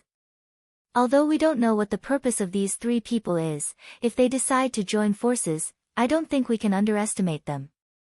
We must never underestimate them, Death Heavenly Tao said. What's the use of having more people? I can deal with them alone. Killing them will be like killing ants. Wang Ying sneered. He didn't care about this kind of allied army at all, mainly because he was very confident in his own methods. His battle strength wasn't that different from Wang Ling's, and he just lacked the king's eye. In his opinion, it was enough to kill these three weak clowns. That's true, but we still have to figure out their ultimate goal. Death Heavenly Tao gave a rational analysis. First of all, what on earth is this Baobai group doing? From this courier little brother's description, it's a very large company with a lot of employees. It won't take a short period of time to set up.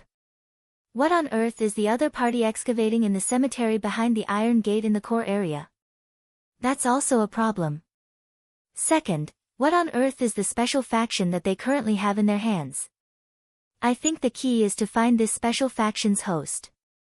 Death Heavenly Tao's analysis was clear and logical, and Wang Ling naturally agreed with the questions it had raised above. It was just that Death Heavenly Tao's analysis of these Avengers behind the scenes was beyond his expectations. That by Zhe, Wang Ling had erased all the world lines, but he actually still existed. Wang Ling used to think that he was the only monster. But now he realized that in some sense, this Bai Zhe who haunted him like a ghost was also a monster. If they ran into each other again this time, Wang Ling would definitely think of a way to completely wipe him clean and put an end to any future troubles. For Wang Ling, his current plan was very clear: find the little girl who had been infected by the thought plague, Qin Xiaomu. At the same time, inside Baobai Group's floating ship, a secret plan was also quietly underway. Wang Ming had appeared here, but at that moment, he was no longer Wang Ming. His eyes were cloudy and his pupils had turned into tentacles. He had shockingly become a puppet of the thought plague.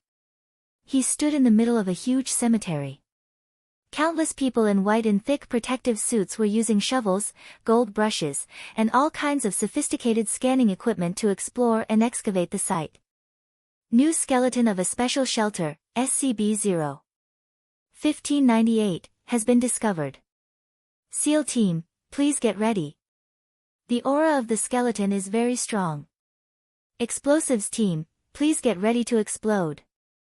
Establish a barrier. Everyone, be quick. Yes. In an instant, dozens of Bai Bao Group employees answered in unison. Citizens of Bao Bai, you are about to witness a great piece of history that will be remembered by the world. Wang Ming's face was enveloped in the light of the fire, and his cheeks were bright red. He spoke excitedly with a strong desire for revenge. Wang Ming had miscalculated. He had never thought that his body would be controlled by this person. Although he had the help of the grave god and Bai Zhe, he had obtained a new body and a brain with tremendous potential. He just needed to inject a trace of the god brain's brainwave into it, and in time, he would obtain a brain that was even more powerful than the god brain. Although it wasn't his style to live under someone else's roof, the heartless patriarch was well aware that if they didn't join forces at that moment, there was no way they could deal with that terrifying man on earth. The three of you didn't expect this, did you? You feigned civility and pretended to get close to me in an attempt to enter Bao Bai. But I've already calculated this. Holding Wang Ming's body, the heartless patriarch stared at the three people on the stake in front of him: Li Xian, Zhang Zaidan, and Zhai Yin.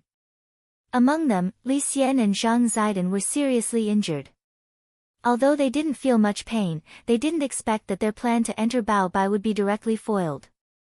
At the same time, there was something even more unexpected. The target that these Bao Bai employees were digging in this sky cemetery, it was a special kind of ancient creature that had existed at the beginning of the chaos. In the long years of history, they had a resounding and domineering name. They were called dragons. Chapter 1705. At the very beginning, when chaos had given birth to the order of the universe, there had indeed been a huge race that had now been overlooked. At that time, the concept of shelter hadn't even existed yet. The powerful and prosperous dragon clan and the great old ones stood as equals, and together they controlled the deep, dark, chaotic and twisted universe. Until one day, the dragon clan's stronghold, Mount Wanlong, exploded overnight for some inexplicable reason, and the leader of the dragon clan, King Wanlong, was killed on the spot. Thus, the power of balance gradually became unbalanced. Without a leader, Mount Wanlong suffered a devastating blow, and a large part of it was buried here. A small number of lucky survivors were treated as shelter creatures by the great old ones, and were forced to accept long-term servitude until the last dragon couldn't accept this kind of coercion and committed suicide. Li Xian and Zhang Zidong were tied to the stake, beads of cold sweat running down their cheeks. Neither of them had expected things to turn out like this. According to Wang Ming's original plan, they would follow the will of the controlled Wang Ming and go deep into the heart of this place. Then, they would act according to the situation and wait for Wang Ming to break free of the thought plague's restraints, wreak havoc here, and tear everything down. But when the appointed time came, Li Xian and Zhang Zidong didn't get to see the real Wang Ming take control of their bodies again. Thus, in that instant, both of them simultaneously felt that the situation was far from good. After all, they were skeletons that had come out of the Supreme Corpse wrapping diagram. Their bodies were illusory images formed by the king's eye, so they wouldn't feel any pain. However, it was different when Jia Yin was captured. If the land they were standing on had really been Mount Wanlong back then and was now known as the Dragon Graveyard, then there would definitely be a lot of dragon bones buried here. Although these dragons were already dead, their dragon breaths still lingered. Given Jia Yin's physique, there was no way she could stay here for too long. Thus, they had to think of a way to get out. But if they left, Wang Ming, who had yet to take control of his body, would be isolated and helpless. It was a dilemma. Although they weren't in good shape right now, both of them thought that if they worked together, it wouldn't be a problem for them to escape with Jia Yin and Wang Ming. But now, the development of the situation had far exceeded their expectations. The people from Bao Bai group were excavating the skeletons beneath the dragon graveyard. Although he didn't know what their goal was, this was a matter of great importance and wasn't something the two of them could handle. Right now, Jia Yin would be in more danger with every second she stayed here. Tied to the stake, Li Xian and Zhang Zidong tacitly agreed that they could not wait any longer. The two of them looked at each other for a while. The next second. In the distance, a huge meteor shining with bright flames fell from the sky. A shadow that blotted out the sky and covered the earth in an instant. It was such a familiar operation. Those who had some understanding of it would know that it must have been done by Li Xian. There was a burst of panic at the scene. A giant meteorite is approaching. Missile team. Prepare to intercept them. On the command deck, the members of the command team issued an order. A few projectiles shot out from Bao Bai Group's Dragon's Graveyard command post, heading straight for the gigantic meteorite artifact in the sky. The sound of a huge explosion was accompanied by powerful flames, instantly turning the sky red. Li Xian couldn't help curling his lips. It was nonsense to think that such an explosion could grind his meteorite to pieces. He hadn't randomly selected meteorites every time. This meteorite, for example, was an iron meteorite naturally formed from the heavy metals of the universe and was indestructible.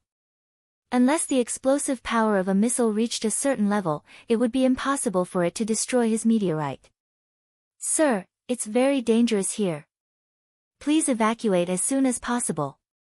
At that moment, a Bao Bai staff member stepped forward and urged Wu Xian to leave quickly. There was basically no need for him to say anything more. If this meteorite were to fall down, Wu Xian would be able to calculate just how strong the impact would be. But his expression was calm as he stared at the meteorite that was about to hit the ground. Then, he couldn't help laughing. Star Wanderer, Li Xian.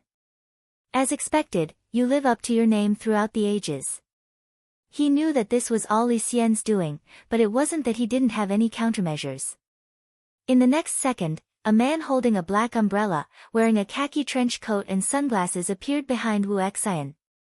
His appearance was very sudden, like a flash of lightning, and his whole body was covered with a kind of terrifying electric current. The man's deep voice came, "Sir, what do you want me to do? Destroy it. But be careful not to damage the ground," Wu Excian said coldly. Hearing Wu Excian's words, the man behind him immediately nodded and said, "Yes."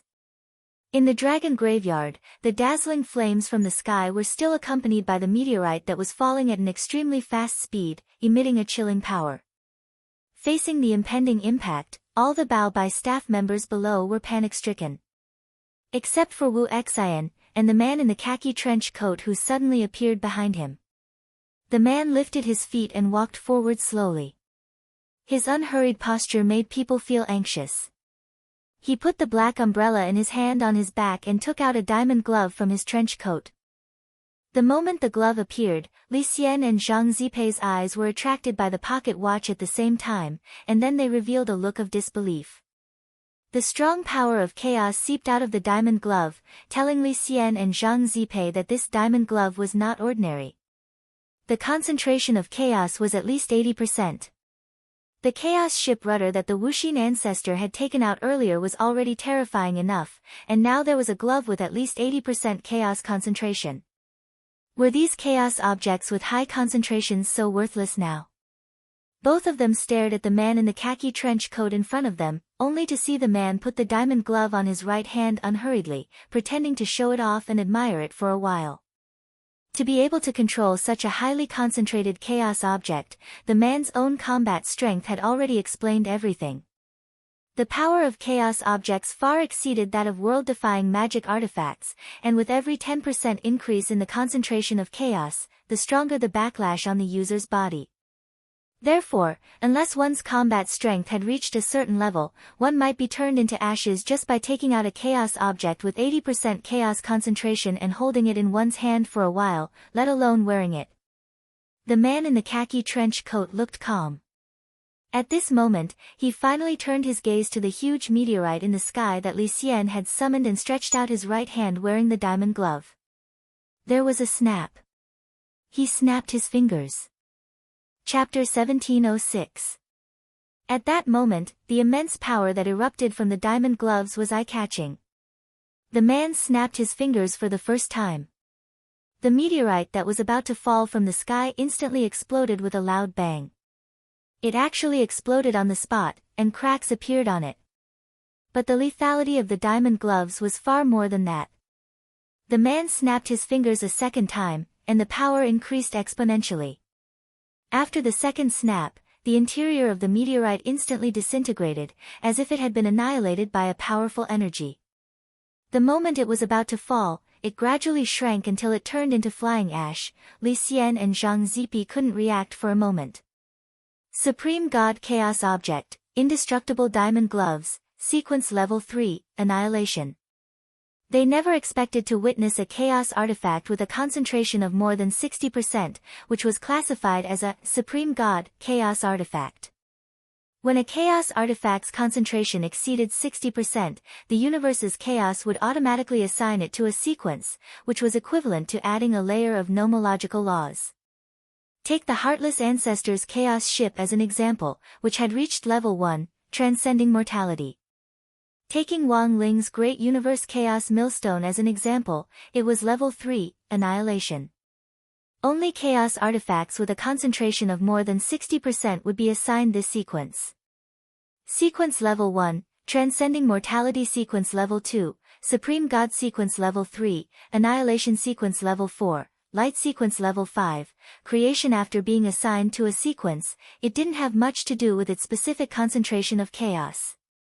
The existence of a sequence itself was a symbol of a chaos artifact's development potential. At the same time, it was a symbol of a special ability. Rumor had it that a chaos artifact that had reached the annihilation level might have a concentration of more than 100% in the future. Toward an even higher and more terrifying concentration. It could lock onto the object it wanted to annihilate, actively track it, and open up a chaos opening from within, achieving complete annihilation from the inside out. An annihilation sequence chaos artifact. Li Xian and Zhang Zipi were stupefied.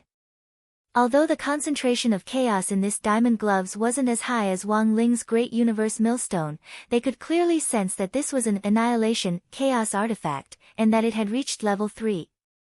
This person isn't an ordinary person either. He can withstand the backlash of a chaos artifact like this with such ease.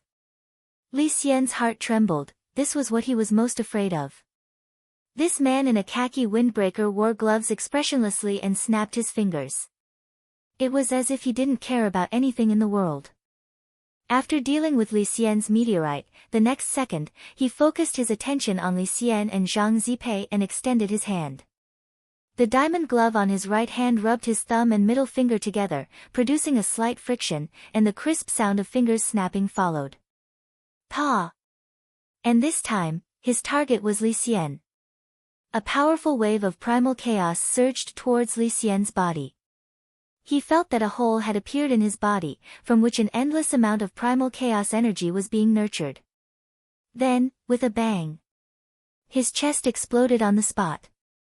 Along with fresh blood, countless organs flew out from the wound and were gradually devoured by the chaotic force. Li Xian's and Zhang Zidi's physical bodies were illusions created by the king's eye. Even if they were badly damaged, they wouldn't feel any pain. However, the destructive power brought by the snap of the fingers affected their souls at the same time. In an instant, Li Xian spat out a mouthful of blood. "Let's go, Brother Zidi. Take Miss Shai away from here. If you want to leave, let's go together." Zhang Zidi didn't expect this man in a khaki windbreaker to be so brave that he almost killed Li Xian with a snap of his fingers. Li Xian's soul had been seriously injured, and he probably couldn't withstand a second snap of the fingers. Right at this moment, another meteor flew towards them from behind. This was a soft meteor, like a sponge. It didn't have any killing power, and it was summoned by Li Xian with the last of his strength. It came from behind them at an incredible speed, sweeping all three of them away. Zhang Zidi grasped the situation and immediately opened up a space tunnel. In just an instant, the three of them were taken away by this soft meteorite and disappeared without a trace. They can't run away. At this moment, the man in a khaki windbreaker took off his diamond glove and put it back into his windbreaker. His short hair fluttered elegantly, and yellow lightning crackled. Then, on the left and right sides of his forehead, 2 golden dragon horns appeared. "Jingzi, wait a moment. They're just an arrow at the end of its flight. There's no need to chase after them." Wu Xin called his name and stopped him. SCBX L001, Jingzi Dragon Descendant Age, 1-year-old Dragon's Power, Lightning Dragon Breath Attribute, Electricity Current Actual Combat Strength Conversion Realm, Mid-Stage Earth Ancestor Dragon Strength Synchronization Data, Stable, Dragon Breath Purity Data, Stable. He checked the man's physical condition and found that he was as stable as ever. He let out a long sigh of relief and sighed inwardly. When he first saw Bai Zhe and the tomb god plotting behind the scenes, he felt that these two were the people he could rely on and cooperate with. For the dragon clan that had already disappeared to be resurrected in such a way, turning them into humanoid dragon descendants that could control the power of the dragon clan. Moreover, they could completely listen to their commands. This matter was inconceivable to Wu Xian. But Bai Zhe and the tomb god had done it with their own strength. In the future, more intact dragon bones would be excavated from this dragon graveyard which floated in the air, and genes could be extracted from the remnants of the dragon breath in these bones to breed even more dragon descendants like this man called Jingzi in front of him. That dead fish-eyed teenager from Earth was too strong. Choosing to resurrect the dragons of the past to fight him was indeed the best choice at the moment. Currently, Bao Bai Group had 8 dragon descendants in the process of being synthesized, and 4 had succeeded. 2 of them were engaged in combat. Jingzi was the one who had been synthesized for the longest time and was also the most stable. 1 year old for a dragon was equivalent to 1,000 years old for a human cultivator. There were many places where dragon descendants could be bred. After the synthesis and hatching were completed, the main thing was to speed up the breeding process in a custom-made space with the time difference between inside and outside. Jingzi, You have to remember that you are the first dragon descendant in this universe. As number 001, you are responsible for leading the dragon descendants after you to achieve the revival of the dragon race. Do you understand? Wu Xin said in Wang Ming's body. Yes. Jingza nodded. Very good. Now, it's time to introduce you to SCBX L002. Wu Xin said. He had just received instructions from Baizhe to find Jingza a partner. SCBX L002. Jingza tilted his head. I don't think I want a partner. Ha, you won't say that when you see it. Patriarch Wu Xin smiled. This is a girl who obtained the dragon strength of an exploding flame dragon. The combination of electricity and fire will multiply the lethality. If you work well together, no one in this world will be able to defeat you. Then, I'll assign you a mission to build tacit understanding, kill someone. Sir, please tell me who you want to kill, Jingza asked obediently. A monk. Wu Xin smiled and replied, his Buddhist name is Golden Lamp. Chapter 1707. The key has been confirmed. Unlocking the specific containment space channel for SCB-L002, when the familiar electronic voice rang in Jingza's ear, Wu Xin took him to the specific containment space for SCB-L002. This was a special space that Baizhe had provided for all the noble dragon descendants. Each space was an independent core world, and didn't have the oppressive feeling of being comfortably cooped up in a cube container at all. Wu Xin himself hadn't expected this kind of improvement. Back then, he had imprisoned those host creatures in those cube containers, but he hadn't expected that some of them would become even more brutal after being trapped inside. For Wu Xin, the scene in front of him also made him reflect on the past. But no ordinary person would be able to spend so much money on a dragon descendant and an inner world. For a normal cultivator, the process of nurturing an intrinsic spirit field was full of hardships and obstacles. Expanding from an intrinsic spirit field to a big or small world, and then to a higher world, the passage of time was bound to go through the vicissitudes of time, not to mention nurturing an inner space to the level of a supreme world. It would take thousands or even tens of thousands of years to nurture an inner world. But now, Baizhe had given the core world to every dragon descendant for free, as if he was laying eggs. This kind of extravagance was truly shocking.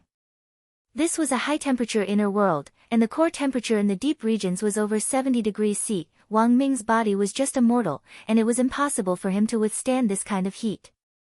Fortunately, Patriarch Wu Xin was already prepared.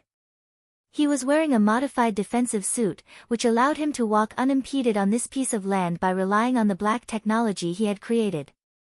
Next to him, Jingza felt nothing the entire time. There was no way this kind of temperature could harm a dragon descendant who had already stabilized and was almost fully developed. The two of them approached the core area one after the other. In front of a huge flame explosion waterfall, lava at a temperature of over 10,000 degrees fell from above with a resounding roar. Wu Xin, I've brought your partner with me. Look, I've also prepared your favorite thing, Wu Xin said as he stood at the mouth of the slightly hot shore. Then he took out a special blue box from his storage space. The box exuded a frightening chill. Jingza thought it might contain some magic weapon, but when he unbuttoned it and opened it, he was dumbfounded. Inside the box, there were all kinds of ice creams. There were colorful ice cream cones, sundaes with strawberry jam, and crystal-clear durian popsicles with alluring colors. These desserts were protected by special boxes and did not melt even in such a hot environment. No one knew if she was startled by Wu Xian's words or attracted by these desserts, but not long after, under the waterfall of exploding flames, a girl with light blonde hair finally revealed the upper half of her face. She tried to take a look, then gradually revealed her entire body. The girl named Yan Rua was wearing a red lace dress and had an exquisite doll-like face. Jingza was stunned when he saw her. Soon, a string of data related to anorexia was synchronized to his smart goggles. SCB-L002, Anorexia Dragon Age, 7 months Dragon Power, Explosive Flame Dragon Breath Attribute, Fire Current Actual Combat Level, Early Stage Earth Ancestor Exclusive Dragon Chaos Weapon, Skyburning Chain Hammer, chain hammer? Jing Zhe was a little confused about the weapon used by Yen Ruo. He did not expect such a small girl to be able to wield a weapon that did not match her size and specifications at all. Like your diamond glove, Yen Ruo's sky-burning chain hammer is made from dragon bones that correspond to your dragon power and chaos. It is an exclusive chaos weapon for dragon descendants. The dragon descendant chaos tool on each of you is unique. It has more potential than those that were born directly from chaos, Wu Xin said. So, what is the level of her dragon descendant's chaos weapon? Well, the concentration of chaos is not as high as yours, only 61%, but it has reached sequence 4. Sequence 4. Jing Zhe's calm face finally showed a look of surprise. The sequence level of the chaos weapon represented the future potential of the chaos weapon. He was originally very satisfied with his sequence 3 diamond glove, which was annihilation level. But after hearing the sequence level of the chaos weapon used by Yen Ruo, he instantly felt that his diamond glove was not as good. A dragon was more powerful than a dragon. But after thinking about it carefully, Jing Zhe did not feel that it was that unfair, because the diamond glove was not the only chaos weapon he had. In fact, he had a black umbrella that had not been used yet. So far, among all the dragon descendants, Jing Zhe was the only one who was born with a twin dragon descendant chaos device. This special characteristic was also one of the reasons why Bai Zhe and the others valued Jing Zhe so much. The baby-faced, light blonde girl in a little red dress looked up at Jing Zhe lazily, then squatted beside the blue box and began to eat the desserts. Ice cream was her favorite. Yen Ruo, I brought your partner here, Wu Xian said at this moment. Yen Ruo scooped a strawberry sundae in her mouth, but her expression was a little dissatisfied. But, I want a guy that uses ice. She had already sent feedback to Bai Zhe several times, hoping to find a dragon with ice attributes as a partner, but this request had always been rejected. The main reason was that the attributes restrained each other. If they really combined, the lethality would be greatly reduced. Yen Ruo, be good.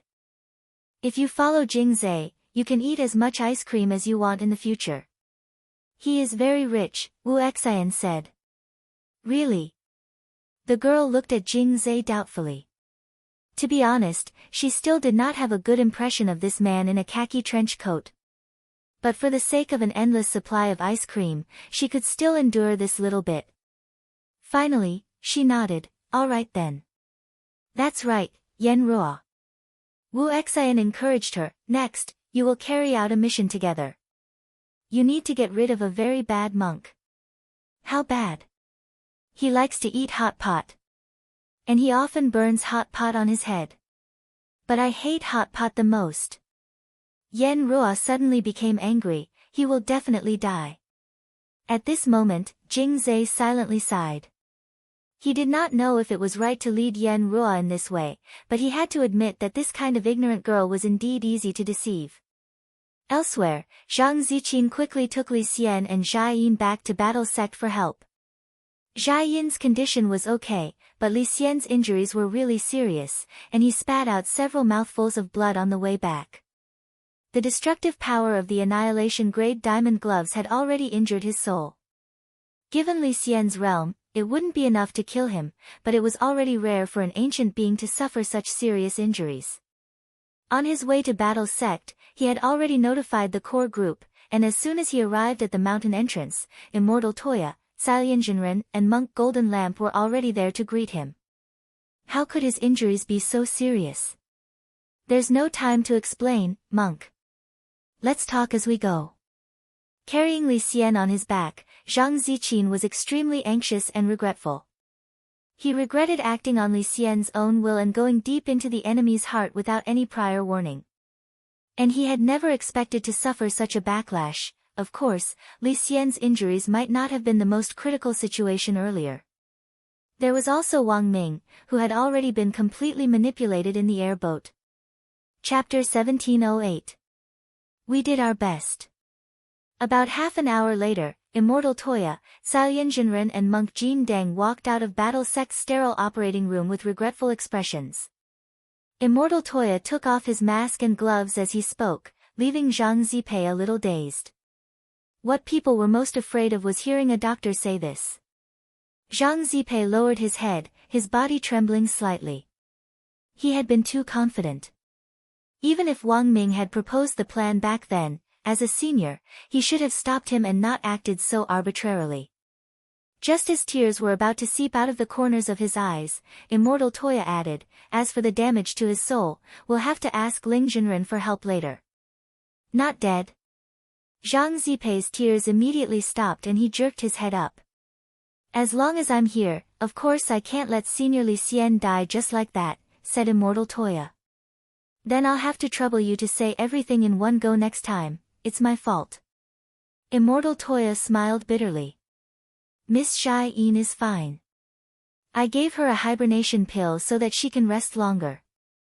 If she wakes up and finds out what happened to Mr. Xiaoming, she'll definitely break down. That's all we can do. Zhang Zipei nodded and couldn't help sighing at the same time. He had never been in such a sorry state before, the last time he had cried was a long time ago. Furthermore, the last time he had cried was because Dao ancestor Wang had beaten him up. But there was no point in being sad now, the key was how to remedy the situation. The current situation was worse than he had imagined, Li Xian was seriously injured and Wang Ming had been directly manipulated. Since the establishment of Battle's sect, there hadn't been a worse situation. That man in the khaki trench coat had actually only snapped his fingers twice to injure Li Xian to this extent. It could be said that this was far beyond Zhang Zipei's expectations. Based on the information Zhang Zipei had provided so far, Jin Dang had more or less guessed what had happened. It seems you've already been to Myriad Dragon Mountain. That was a dragon graveyard from ancient times, and the remains of many dragons are buried there, said Monk Jin Dang. Monk Jin Dang said, although I don't know what means they used, from what Brother Ziti said, the man in the khaki trench coat may be a dragon descendant who has inherited the power of the ancient dragons.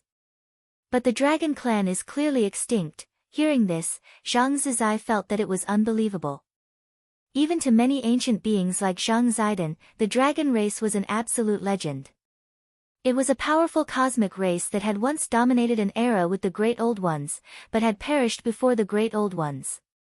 If we can piece together the complete dragon remains, there may be a way to condense the dragon's soul from the remnant dragon breath with supreme magic power, and then use genetic technology to create these human dragon descendants.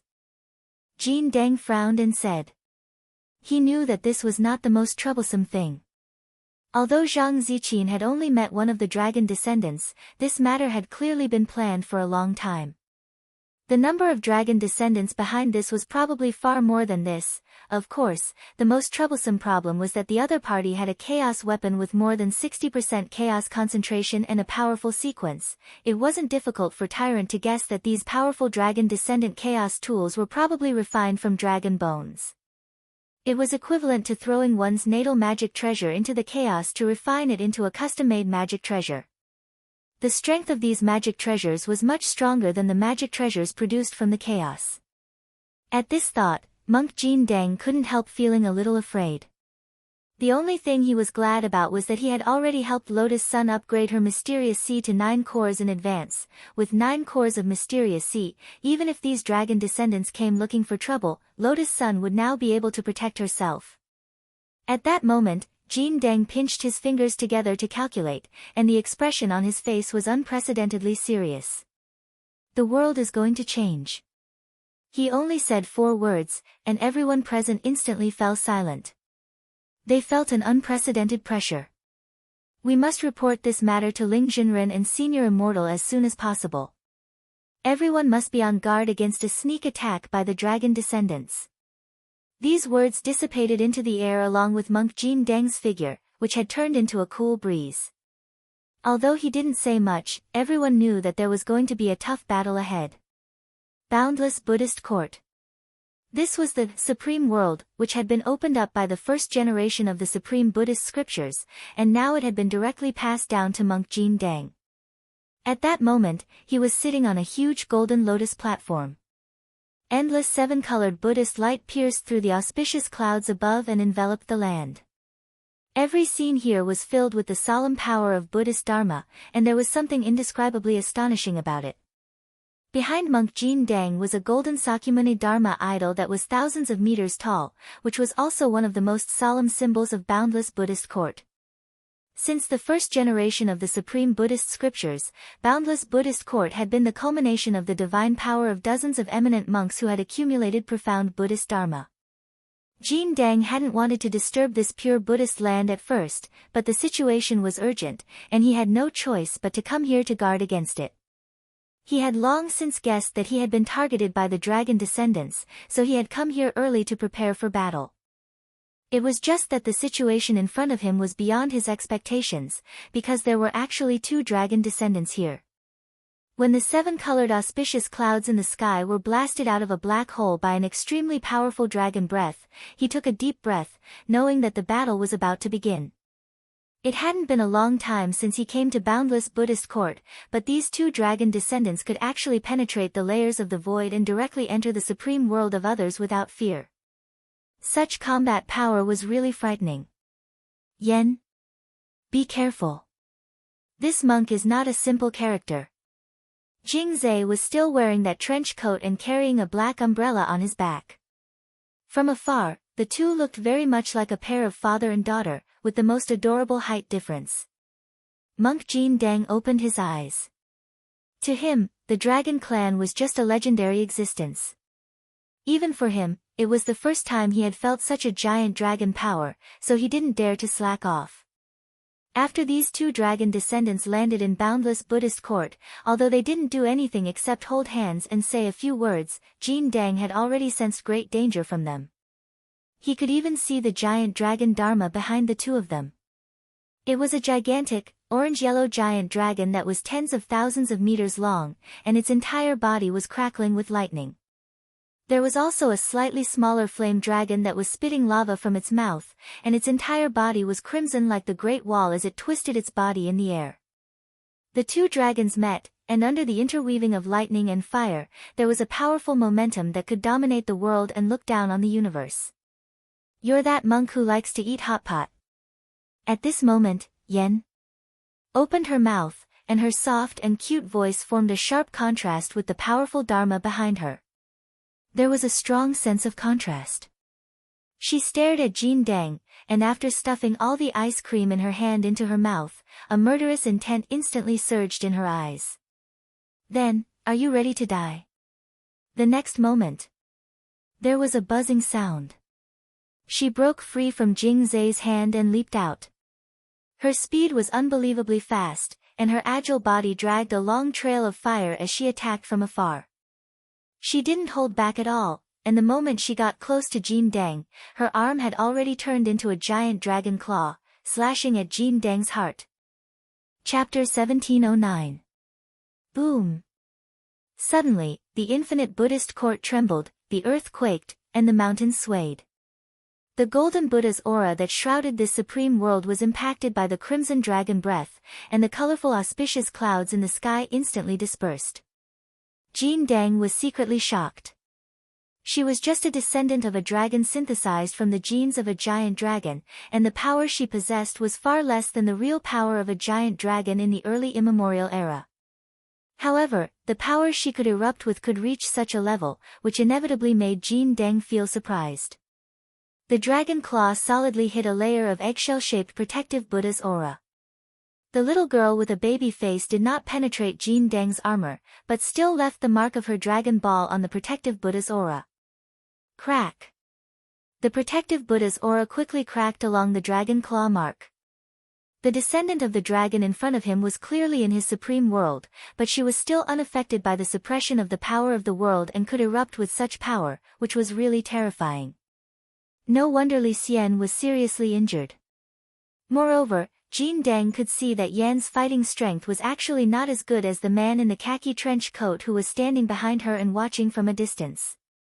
It was this man who injured Li Xian. This was the first time Jin Dang had fought with a dragon. Although the 2 descendants of the dragon in front of him could not be called a real giant dragon, the significance and value of this battle was undoubtedly huge in the monk's view. At least it could give him the experience of fighting with the dragon in this life. He did not dare to be careless. Even in his own supreme world, he did not dare to do so. The early immemorial era was the era when the dragon race was in its heyday, and its resounding name had been passed down from ancient times to the present.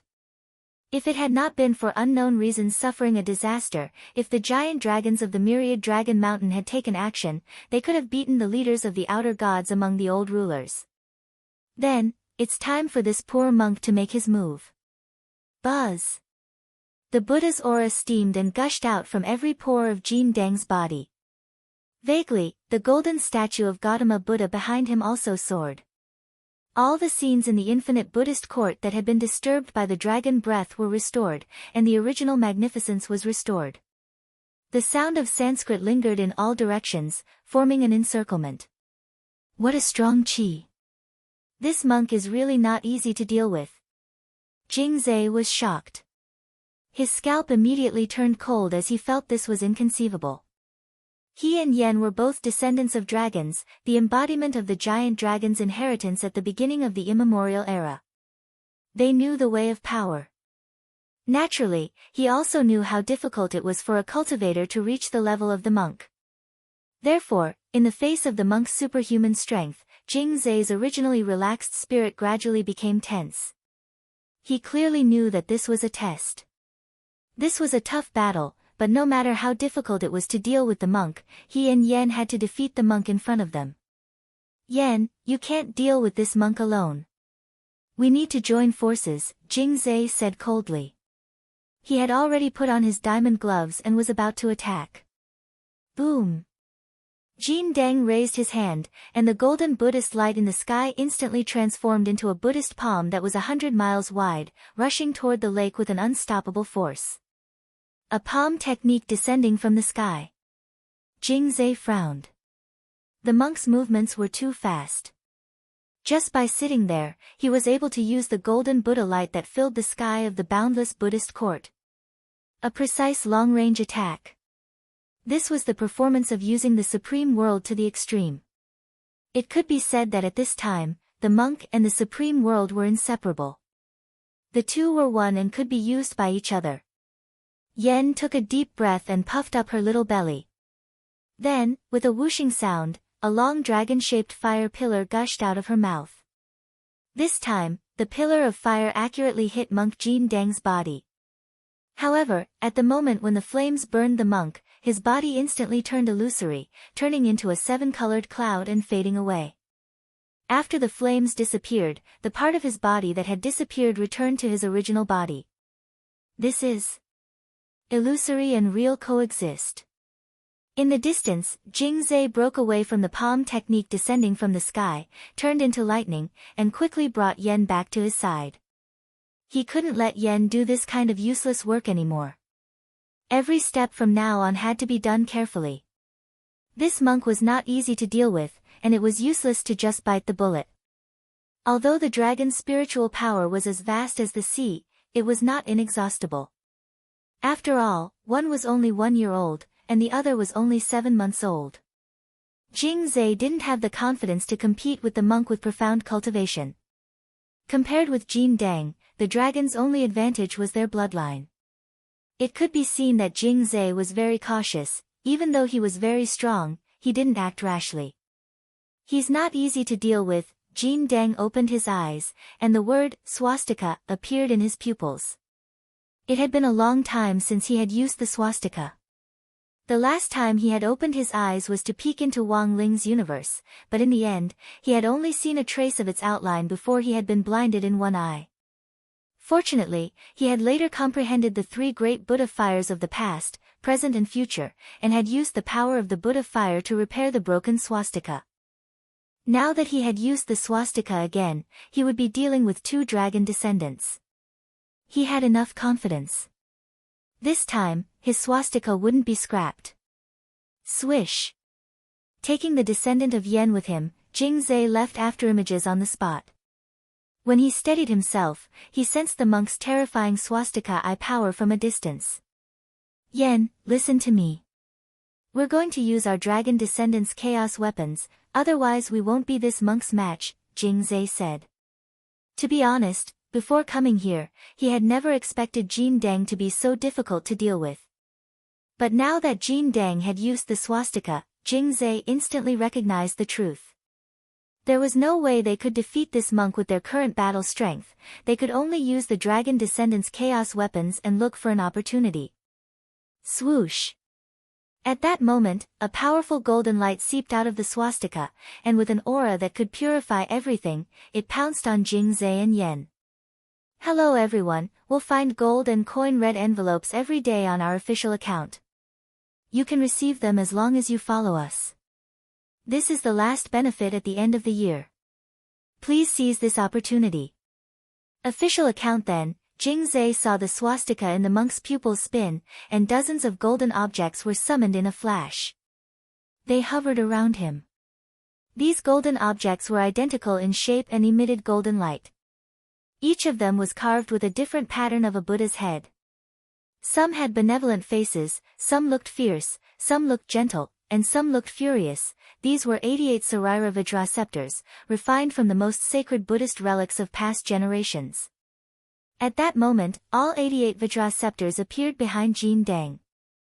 The scepter heads spun and aimed at Jingzai and Yen. In an instant, a Buddhist hall seemed to appear behind Jin Dang. Countless Buddhas and Bodhisattvas appeared.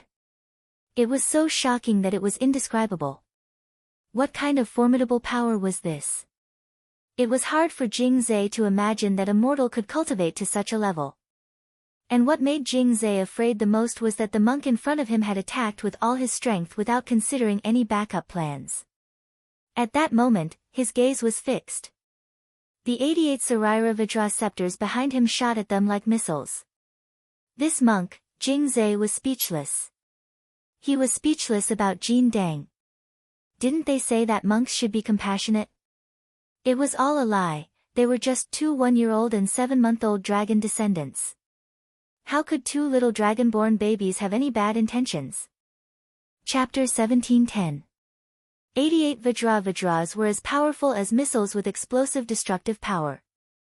They flew all over the sky and turned into golden streamers, dragging long air behind them. Jingzai knew that this was the purifying Buddha's light that came with the Vajra. If ordinary people touched it, they would immediately have the idea of becoming a Buddha and abandon all distracting thoughts. There was only peace and no war in their hearts. If there were only one or a few Vajras, he and Yen Rua might be able to deal with it.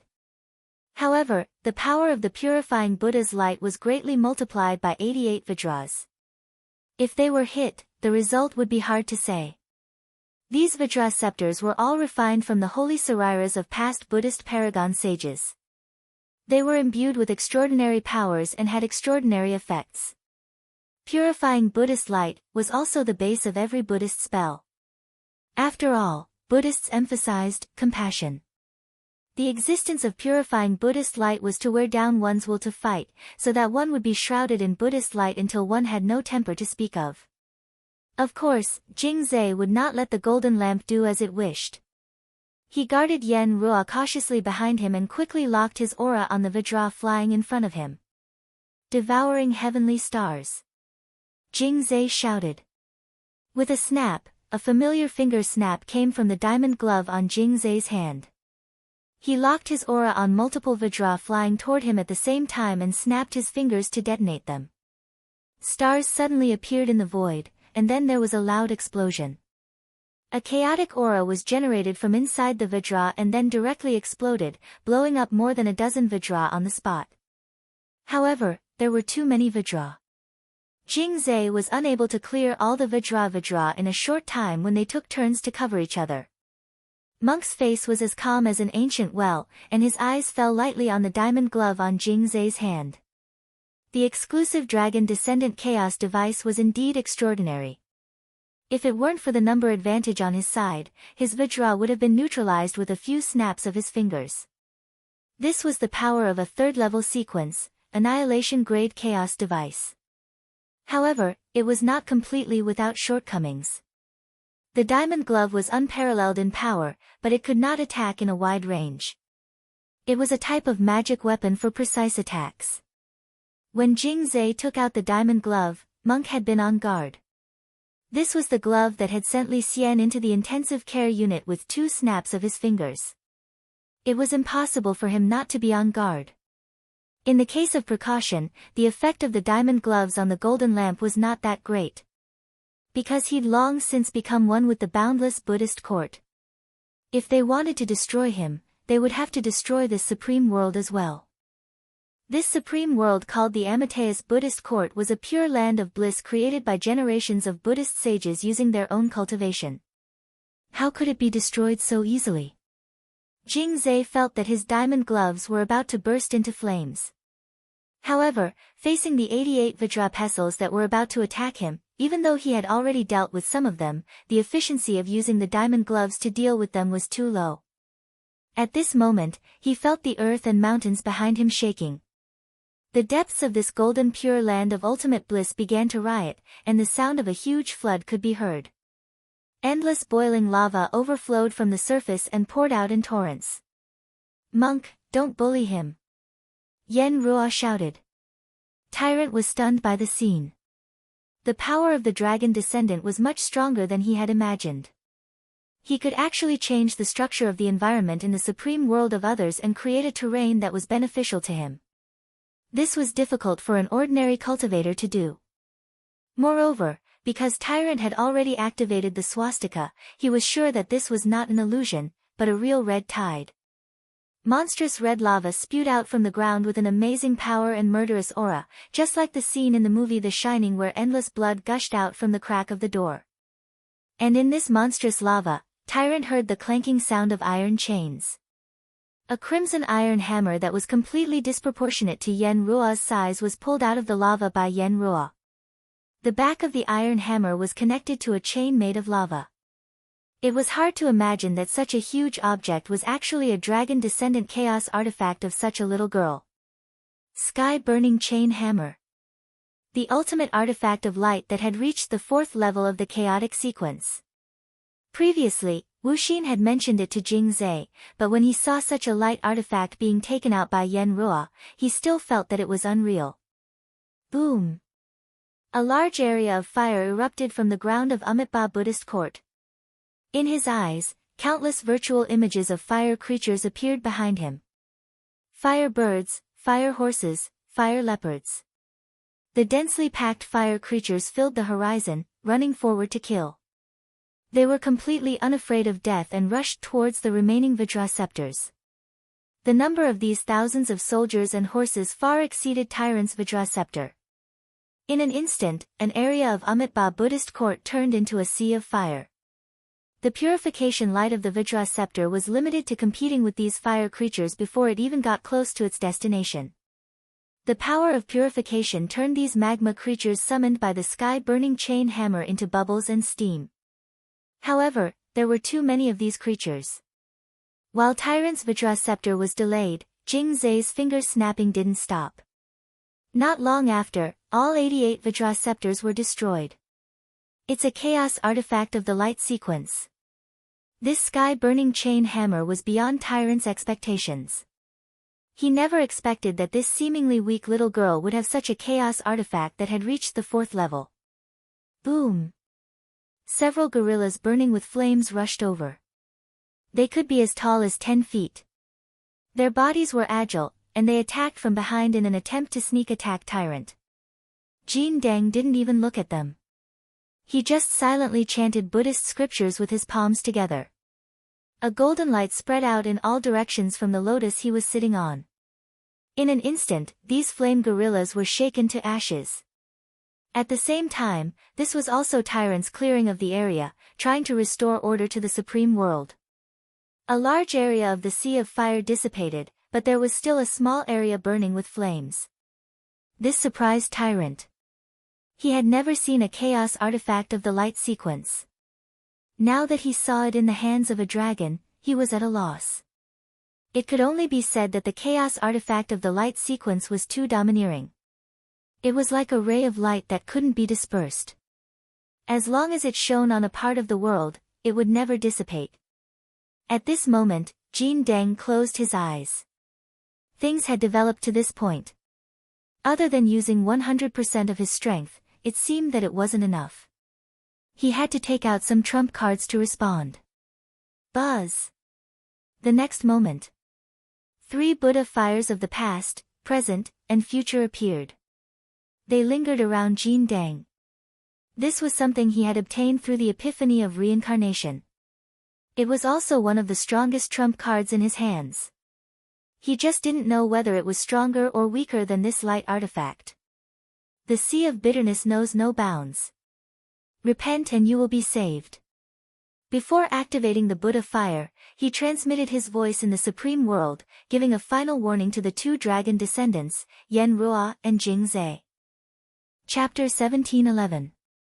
The light of Buddha blazed and instantly filled the entire Supreme World. It turned out that Jing Zhe had still underestimated the monk's combat power. In the long river of history, there had never been a person among the Buddhist sages who could gather the past, present, and future Buddhist fires into one. His heart trembled, and he didn't dare be careless anymore. Like Yen Ruo, he maintained a solemn and vigilant expression. Monk Jin Dang sat on a Buddha lotus, the three Buddha fires circling around him in an incomparably solemn and dignified manner. At the same time, the illusory images of Buddhas that filled the sky appeared behind him like a mirage, and they all inadvertently stared at Jing Zhe and Yen Ruo in front of them. "Monk, is this all you've got?" Jing Zhe opened his mouth. He hadn't moved, but Jin Dang was surprised. He had thought that apart from Wang Ling and Wang Nuan, there was almost no one else in the world who could speak or move under the gaze of all the Buddhas in the boundless Buddhist court. This was already the ultimate pressure brought on by the entire boundless Buddhist court. He hadn't expected the dragon descendant in front of him to be able to withstand it. After a brief moment of surprise, Jin Dang began to lecture again. The Eternal Dragon clan once commanded the universe, and was the strongest existence in the universe. "Ha, it seems that you're not muddle-headed, monk. You know how strong we are." Jing Zhe sneered and crossed his arms. "Yen Ruo and I haven't inherited 100% of the dragon's power. We've only activated 50% of it. If we had 100%, I could deal with you on my own. Winning or losing isn't the key. What this humble monk wants to tell you is, as the descendants of the Eternal Dragon clan, does it feel good to live under someone else's roof and be enslaved?" the monk said. "Live under someone else's roof?" Jing Zhe laughed again. "We, the dragon descendants, have never felt like living under someone else's roof. We're just using each other."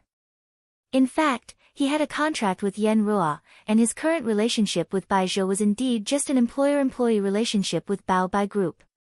Baizhou was naturally well aware of this. Since they were the heirs of the dragon clan, it wouldn't be easy to completely enslave them.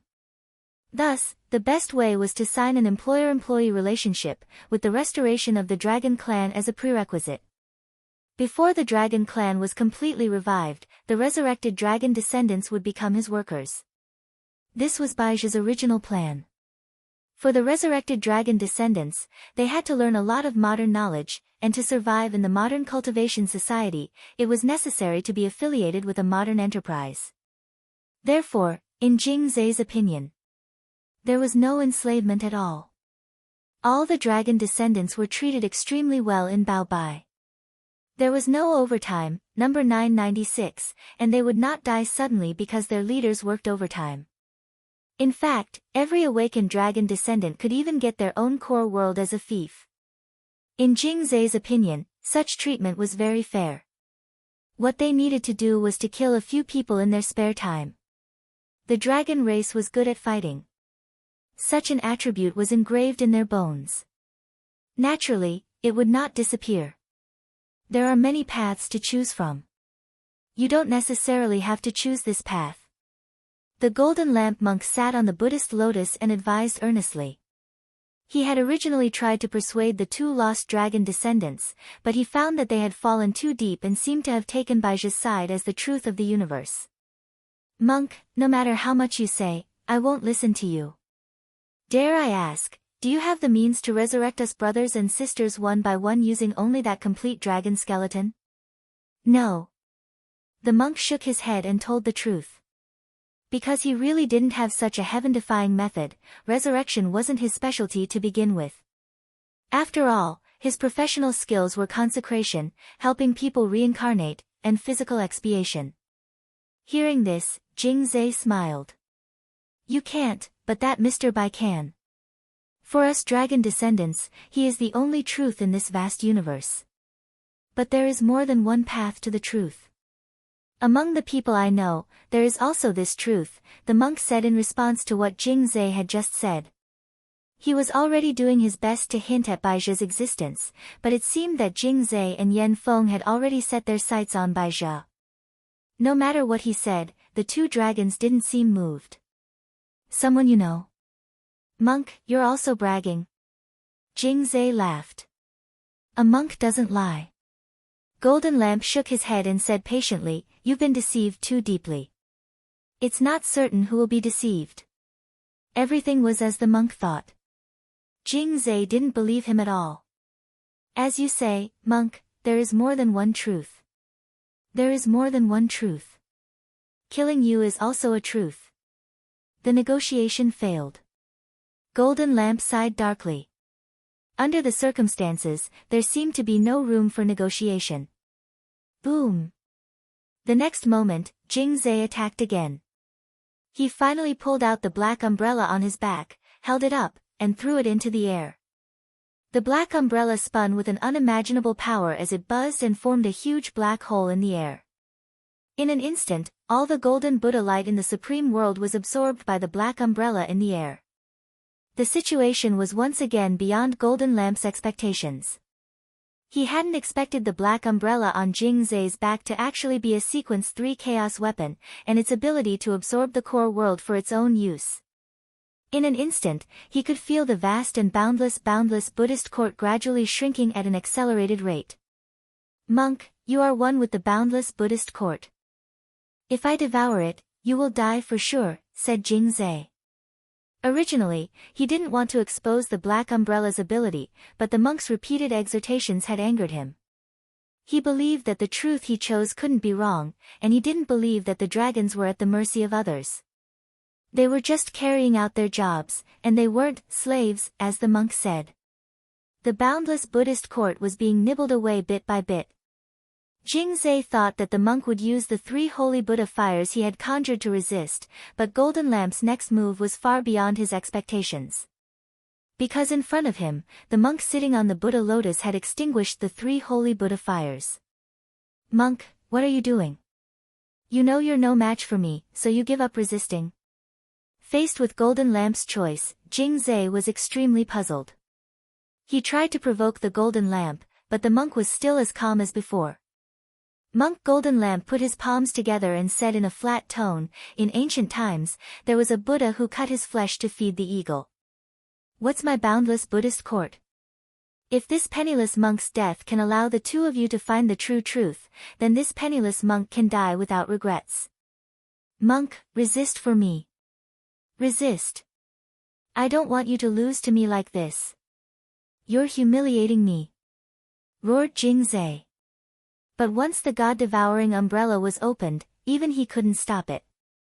Seeing the boundless Buddhist court gradually being nibbled away, Jingzai felt very uncomfortable. He had wanted a fierce battle to gain experience, but seeing Golden Lamp not resist at the end of the battle and let him nibble away at it, this was a great humiliation for the warlike dragon clan. An unprecedented humiliation. At the last moment before the boundless Buddhist court was nibbled away by the god-devouring umbrella. Monk Golden Lamp looked up and told Jingzai one last thing, my ancestral king token will give you the answer. A Buddha called Wang Ling. Hearing this, Jingzai was instantly stunned. Chapter 1712. The moment Monk Golden Lamp's aura disappeared, Wang Ling, Wang Ying and Death Heavenly Tao sensed it almost at the same time. This fearless spirit of sacrificing oneself to save the world was in line with the monk's usual style. It was just that Wang Ling was a little displeased that he had thrown this mess back at him.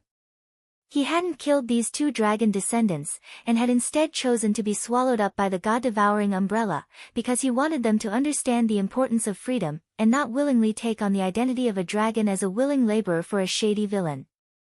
As for Jingzai and Yan, Wang Ling himself wasn't very sure whether they would be able to comprehend it in the end.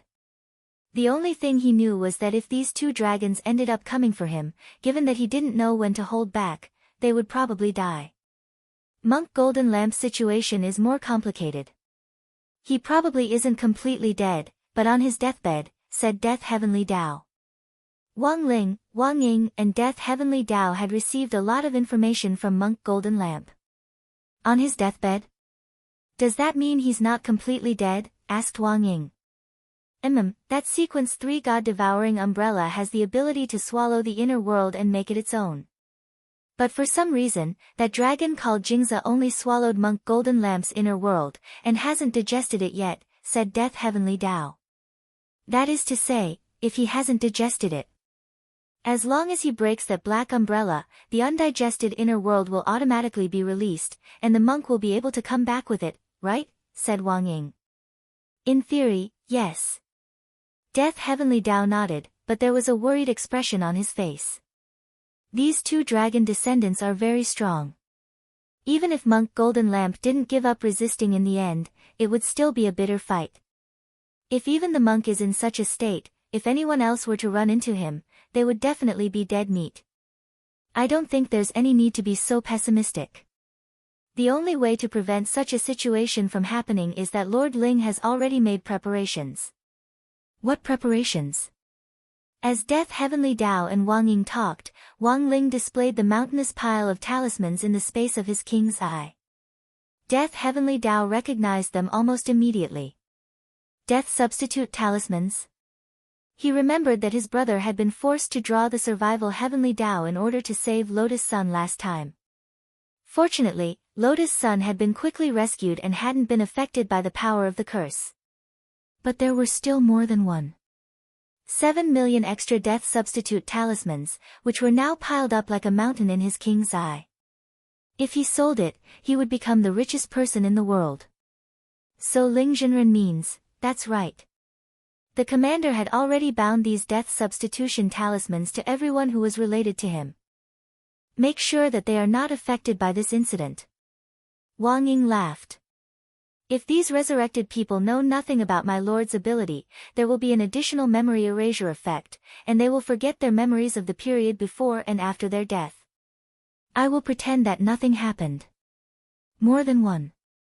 7 million death substitute talismans, Death Heavenly Tao facepalmed and couldn't help but laugh out loud. He was a professional Heavenly Tao. You never smile. Unless he couldn't help it, but this was really too funny. More than one. 7 million lives, even if these 2 dragon descendants were strong enough to turn people into ashes with one slap, wouldn't they still curse when faced with people who were continuously resurrected and reassembled by the death substitute talismans? Furthermore, while these death substitute talismans had been created by survival Heavenly Tao, Wang Ling had in fact enchanted the materials used to make the talismans, and had enchanted them again after the death substitute talismans were completed. The death substitute talismans could resurrect whoever they wanted. And they were unstoppable. No matter what method the other party used, they couldn't be interrupted. Elsewhere, the demon-revealing mirror trio of Loopy Toad, Xiang Yi, and Qin Zong also received the message that the monk had gone to, between the dying. Can this really make those 2 dragon babies wake up? Xiang Yi expressed his doubts about Golden Lamp Monk's method. Maybe it will work, said Qin Zong. After all, among the ancient ones, excluding Tao ancestor Wang, apart from Peng Shiren, Monk Golden Lamp was the most experienced. There had to be a reason why Monk Golden Lamp had chosen to do this. But what he was more worried about was the crazy retaliation of these 2 dragon descendants later on. This race was innately belligerent, and the monk's action was a disgrace to them. Actually, I'm not afraid of fighting, what I'm afraid of is that they won't come. The death substitute talismans on Lord Ling's side are already ready. There are more than one. 7 million of them. Loopy Toad replied confidently. It had also received news about the deployment of the death substitute talismans, which gave it a lot of confidence. At the very least, it could do whatever it wanted in the upcoming operation without risking its life. Ha ha ha, as expected of Ling Jinren, that's how he does things. Qin Zong laughed. At that moment, the 3 of them had already arrived at the ground floor of Lu Weiji's staff apartment, where Gu Xuanji lived. They had come to verify Gu Xuanji's identity, and they all had a vague, ominous feeling about this. Lu Weiji wasn't home when the door opened, and Gu Xuanji didn't look much different from his usual self as he smiled brightly. "You're here. Come in." It was impossible to see any difference on the outside. But even without the beauty mirror, Qin Zong could already sense that something was wrong. He felt that there was something wrong with Gu Xuanji. It was an indescribable feeling, which could also be said to be Qin Zong's sixth sense. When he quickly took out the beauty mirror and held it in front of Gu Xuanji's face in the mirror almost instantly twisted. "Good heavens, it really isn't." Qin Zong cried out in alarm. At the same time, the thought plague in Gu Xuanji's body also swiftly pushed Qin Zong away. Damn it! He hadn't expected to be discovered even though he had been hiding so well. He hadn't even warmed this body yet. "Don't come over." In the face of the threat from Loopy Toad, Qin Zong, and Xiang Yi, there was a smack. So fast. He raised his sword fingers and pressed them against his throat. "If you come over, I can't guarantee your friend's life." He made this threat. However, Loopy Toad, Qin Zong and Xiang Yi all had cold expressions on their faces. Two people and one dog looked at each other, then Xiang Yi took out a 9-yang divine sword, which was a pistol, from his waist, and fired a shot at Gu Xuanji's head. In a flash, Gu Xuanji's brain and blood splattered, and he lay in a pool of blood. The thought plague that had invaded Gu Xuanji's body would never have thought that this bunch of people would actually be so heartless to their friend. When the host's body died, the host would naturally wither away at an extremely fast speed. In fact, not long after the thought plague completely withered away, the tissue fluid flowing on the ground returned to Gu Xuanji's head at a speed visible to the naked eye. This was the correct way to use the death substitute talisman. Gu Xuanji frowned. Lying on the ground, he felt a slight headache. He rubbed his head and got up. This time, it was the real Gu Xuanji. He felt like he had just had a nightmare. It felt like someone had shot him in the head. Chapter 17:13. I didn't expect Brother Xiang Yi's 9-yang divine sword to actually have a pistol version. Qin Zong clicked his tongue in wonder. Times have changed, we always have to prepare more. Xiang Yi wiped the 9-yang divine sword, pistol version, in his hand and smiled. In addition to the pistol version, I also have submachine guns, shotguns, assault rifles and Gatling guns. These guns are made of the same material as the main sniper, but their range and intelligence aren't as good as the main sniper's. Each has its pros and cons. It could be seen that Xiang Yi's 9-yang divine sword was indeed astonishingly powerful. Needless to say, the main sniper's power didn't need to be mentioned, but it was already very incredible that the pistol version could directly headshot Gu Xuanji. When all was said and done, Gu Xuanji was a keeper of order appointed by the heavenly Tao. Who knew he would be so dishonorable? It could only be said that Gu Xuanji wasn't strong enough at the moment. Secondly, the thought plague lurking in Gu Xuanji's body thought it had disguised itself very well and wasn't on guard against them. I never thought you'd have such a day. Qin Zong couldn't help laughing inwardly when he saw Gu Xuanji crawl up from the ground with his hands over his head. The timeline he had come to was before Gu Xuanji had been assigned to his universe. Picking himself up from the ground, Gu Xuanji cast a spell to calm his thoughts. He then immediately saw Xiang Yi, Qin Zong, and the emerald green Loopy Toad standing in front of him. "Brother Gu, you fell for it," said Loopy Toad. It put its dog paw on Gu Xuanji's shoulder, and in an instant, Gu Xuanji knew everything that had happened so far. "I wasn't cautious enough." He sighed and then looked at Xiang Yi and Qin Zong in front of him. Gu Xuanji knew the origins of the two men, especially Qin Zong's. He had long since figured it out. Who would have thought that the person he would train in the future would actually return to the previous timeline and laugh at him instead? Gu Xuanji was a little displeased, but he didn't directly show it. Now that the enemy was right in front of them, they had to stick together. As for anything else, he could only settle the score later. After he received the mission to go to the 10th universe, he would definitely show Qin Zong what the heavenly Tao was like. Greetings, everyone. He bowed and then took the initiative to extend his hand. Xiang Yi was enthusiastic and quickly returned the handshake. But Qin Zong turned his gaze away as if he hadn't seen it, and chatted with Loopy Toad about the thought plague. I never thought that the thought plague would be able to invade even those of order so easily. The situation doesn't look good. The corners of Gu Xuanji's mouth twitched when he heard this, and he withdrew the hand he had intended to shake Qin Zong's. Although it didn't sound like there was anything wrong with it, Gu Xuanji still felt that there was something strange about it. Loopy Toad could only break out in a sweat like this. After all, it's part of the system of the old rulers. It's not strange for an ancient creature to have this ability. Right now, the most important thing is to confirm their identities. Right now, the members are too scattered. If we check them one by one, we might not have enough time. After he finished speaking, the crowd fell silent. I have an idea. At this moment, Gu Xuanji said, it's just that it might be a little violent. Loopy Toad, what is it? Gu Xuanji, send out a notice, gather all the core members of the battle sect here. Loopy Toad, meet here. Gu Xuanji, then shoot them as soon as you enter. Qin Zong, it had to be said that in Qin Zong's opinion, this method was very much in line with Gu Xuanji's usual style. In any case, thanks to the death substitute talisman, these thought plague victims definitely wouldn't be able to react in time if they were suddenly killed. The specific way to deal with them could be the same as when Xiang Yi had collapsed in a pool of blood earlier. When the host's body died, the thought plague would also wither, and the death substitute talisman would activate the resurrection mechanism. Xiang Yi trembled when he heard this.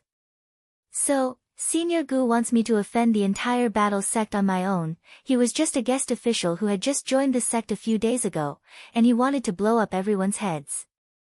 He wasn't a devil. Gu Xuanji, Brother Xiang, you're wrong. Special times naturally require special treatment. I believe that the brothers of the other battle sect won't blame Brother Xiang when they learn about this. It's just a reset for each core member of the battle sect. Xiang Yi, he didn't know why, but no matter how he listened, it sounded a little unreliable. At that moment, Loopy Toad seemed to think of something. By the way, I remember that the 9-Yang Divine Sword has the ability to automatically lock onto an enemy's head from a distance and blow it up. Xiang Yi had a bad feeling. Yes, we do. You just need to provide the relevant photos, Loopy Toad, that's even better. If we use this method, we might as well directly blow up their heads from a distance. If we gather everyone and open the door to kill them, I think it might make them raise their guard. If one of them is invaded again, I'm afraid the plan will be directly exposed. Do we really have to do that? Xiang Yi was still a little scared. The situation is urgent. It's too inefficient to check them one by one. Loopy Toad sighed and floated in the air as it patted Xiang Yi on the shoulder and said, I'll leave the rest to you, Brother Xiang. Xiang Yi, but I need photos of them. Gu Xuanji immediately said, there are 1-inch and 2-inch ID photos of all the core members in the archive at the back of Battle Sect, including their profile. Loopy Toad nodded. Then I'll have to trouble you to prepare this assassination list. Xiang Yi. God likes assassination list. Sure enough, he had told the truth. On the other side, Wang Ling, Wang Ying, and Death Heavenly Dao had a clear goal. After ascertaining that they would distribute the remaining death substitute talismans to everyone in Battle's sect as insurance, they immediately set out to search for the little girl, Qin Xiaomu, who had been invaded by the thought plague. According to Wang Ling's judgment, the thought plague in Qin Xiaomu's body was most likely a parent, or a component that had an important connection with the parent. At the very least, it was the first wave that had been separated from the parent. If they could find Qin Xiaomu, they might be able to follow the clues and directly track the parent. Because he had resurrected Qin Xiaomu's parents earlier, Wang Ling took advantage of their inattentiveness to pluck out a strand of hair from each of them. Using the Great Blood Origin spell, Wang Ling compared the 2 strands of hair DNA and then traced them.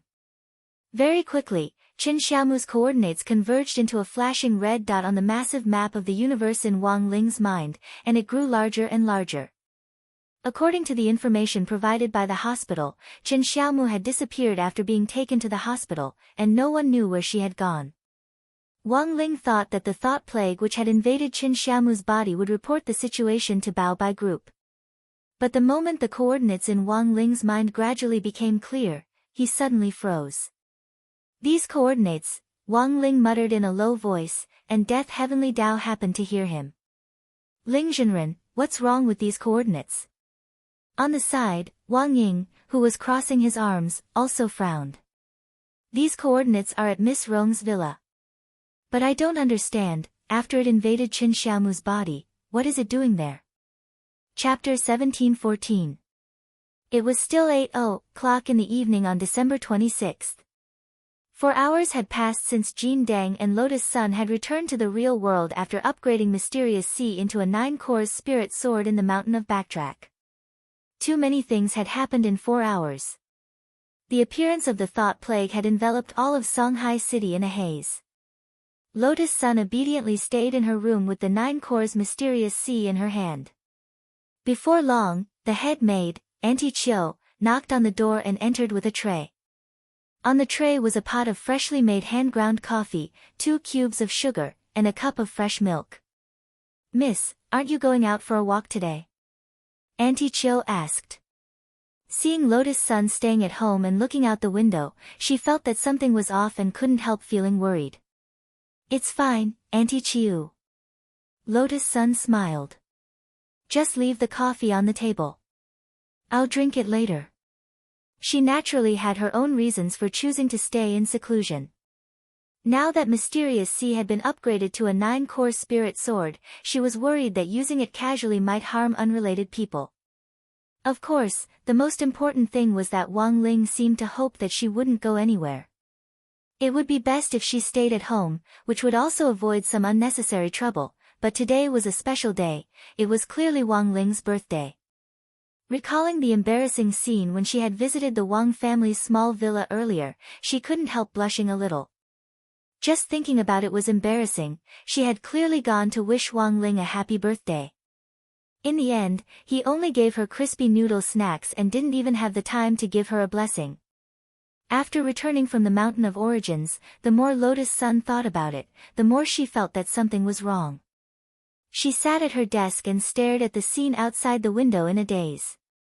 The smartphone on the desk opened the message editing page. She had originally typed a long string of words, but she felt that it was a little too long-winded as a birthday greeting, so she deleted it. Thus, Lotus Sun rested her head in her hands and fell into a dilemma. Because if he sent a text message, she felt that this was a little too insincere. Just as her thoughts were drifting, Auntie Chiu pushed the door open and walked in, bringing her back to reality.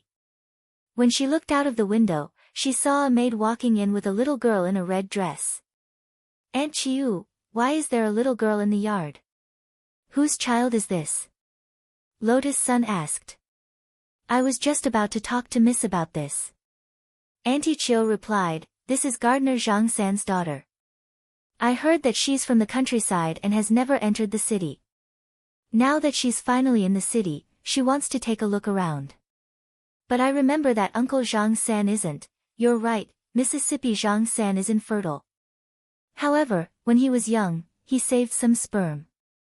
It was said that he wanted to find a rich woman who would like him and sell it. In the end, he really found one. Auntie Chiu said confidently, I heard it's a blonde foreign woman called Mariana. His family owned a winery and was very rich. Through the big data comparison, we finally found Zhang San's sperm bank data. So this little girl is the daughter of that foreign woman called Mariana? Not really. The situation is more complicated. Auntie Chiu said, in order to maintain her figure, Mariana doesn't want to be a pregnant woman. So I found a surrogate. Surrogacy? But isn't this illegal? Yes, it's illegal. But isn't Zhang Sen a lawless madman? I heard that when the little girl was 7 months pregnant, Mariana didn't want her anymore and wanted to abort her no matter what. She felt that after the child was born, it would affect her career.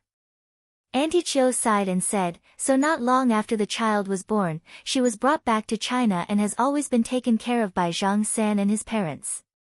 Speaking of which, she's a pitiful girl. After listening to the whole story, Lotus Sun was stunned. She didn't know why, but she felt that this story sounded a little familiar. It was very much like material extracted from the present world, and it was full of twists and turns and strangeness. It made people gasp in amazement, but also felt their worldview shatter. Finding a surrogate to give birth was illegal in the first place, and then suddenly going back on her word and wanting to abort the child in the middle of the process left people speechless. Not only did she not intend to raise the child after it was born, but she also did everything she could to distance herself from it. This fully reflected the nature of a scumbag woman. Reality proved that scumbags didn't discriminate between men and women. The good and evil of human nature could never be divided by gender, let alone judged by thinking. Because human nature was a pool of deep water, and you would never know how deep it was. By the way, why does Auntie Chiu know so much? Lotus Sun took a sip of her coffee and looked like she was watching a melon. That's right. The employees in our courtyard don't have any secrets. Besides, Zhang San said it himself. It's not that we're nosy. Auntie Chiu said, Miss Fang Xing, we'll look after this little girl and won't disturb you. She'll be sent off in a few days. Okay, the truth was that Lotus Sun was still a little dazed. Because this story was so bizarre and twisted, it sounded like it was true, but it also didn't feel like it was true. After the head maid left, she looked at the little girl who was running around in the yard. Suddenly, she started to imagine if she would have such a day too. What are you thinking about, Rong Rong? At that moment, Sun Yinger popped her head out again and couldn't help laughing. Are you thinking about having a child with Wang Ling in the future? Before she could finish speaking, Lotus Sun covered her mouth tightly. What nonsense are you talking about, I'm not thinking about that. He, you don't mean it. Sun Yinger was overjoyed in her heart. She just loved seeing Lotus Sun so embarrassed that she wanted nothing more than to find a hole to hide in. Looking at Sun Yinger's smug expression, Lotus Sun couldn't help retorting. You're talking about me, aren't you the same? You go out with President Ng every night, who knows when you'll come back one day with a big belly. I'm not. Sun Yinger snorted. Who wants to have a child with him? He's a hooligan. Damn pervert. Lecher. Big asterisk. I'll never like him for the rest of my life. He's forcing me. Forcing me. There's no use in forcing my feelings. Besides, I'm not going to do anything with him. Lotus Sun hadn't expected Sun Yinger's reaction to be so big, and she shouted excitedly. Lotus Sun wanted to say something to calm Sun Yinger down a little, but in the next second, her voice abruptly stopped. Because Wang Ling, Wang Ying and Death Heavenly Dao had suddenly appeared in her room in a flash. At this moment, Wang Ying pinched Sun Yinger's chin and smiled coldly. You, say it again. Chapter 17:15. Suddenly being pinched by a familiar hand, Sun Yinger was scared out of her wits.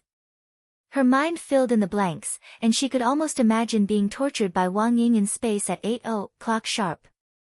This was a typical case of a loose tongue causing trouble. Sun Yinger had done this more than once, so when Wang Ying pinched her chin, he looked very angry on the surface, but in fact, he was very happy in his heart. He had a feeling that Sun Yinger was doing this on purpose to provoke him so that she could continue doing that kind of thing with him. So, are you trying to reject me? He stared at Sun Yinger with a profound look in his eyes. Sun Yinger's mouth was covered. She didn't dare to move or speak, but in her heart, she was cursing and calling Wang Ying a pervert.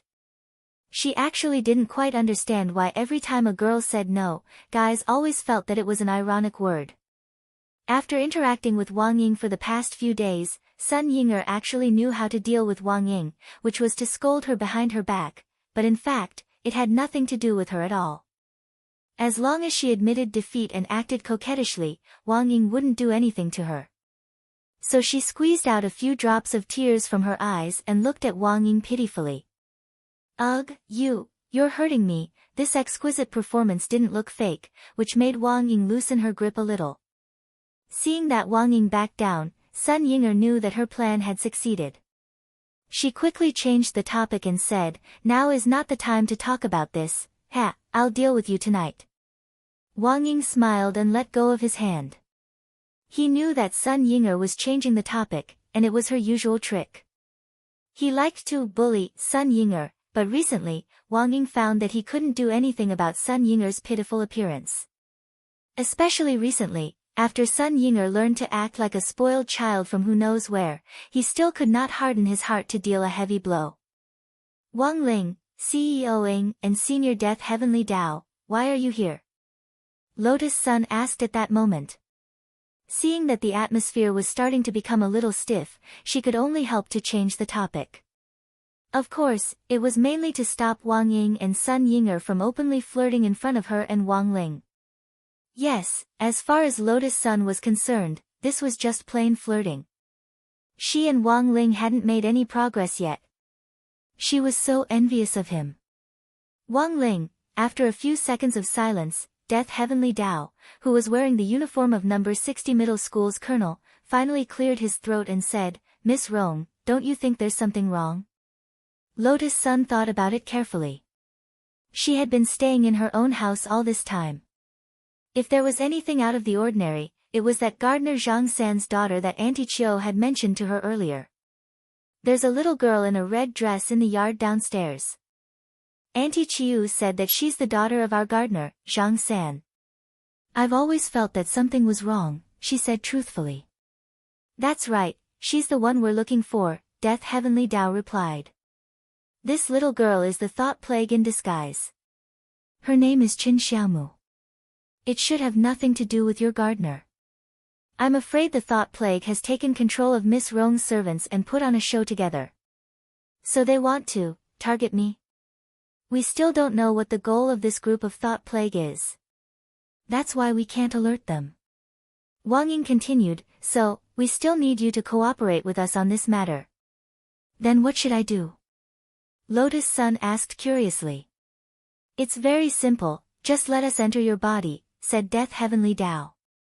Wang Ling, he had a serious expression on his face, but as soon as he said this, Lotus Sun's face suddenly flushed red. Perhaps realizing that his words were ambiguous, Death Heavenly Dao hurriedly corrected himself. "To be precise, it's the sword spirit space. That way, we can fully guarantee Miss Rong's safety." Lotus Sun's realm wasn't high enough, so she naturally didn't have her own core world. But now that she had the passive ability of becoming one with the sword, with Mysterious Sea, which was shared with Lotus Sun's sword spirit space, its spatial ability was no less than that of a normal core world.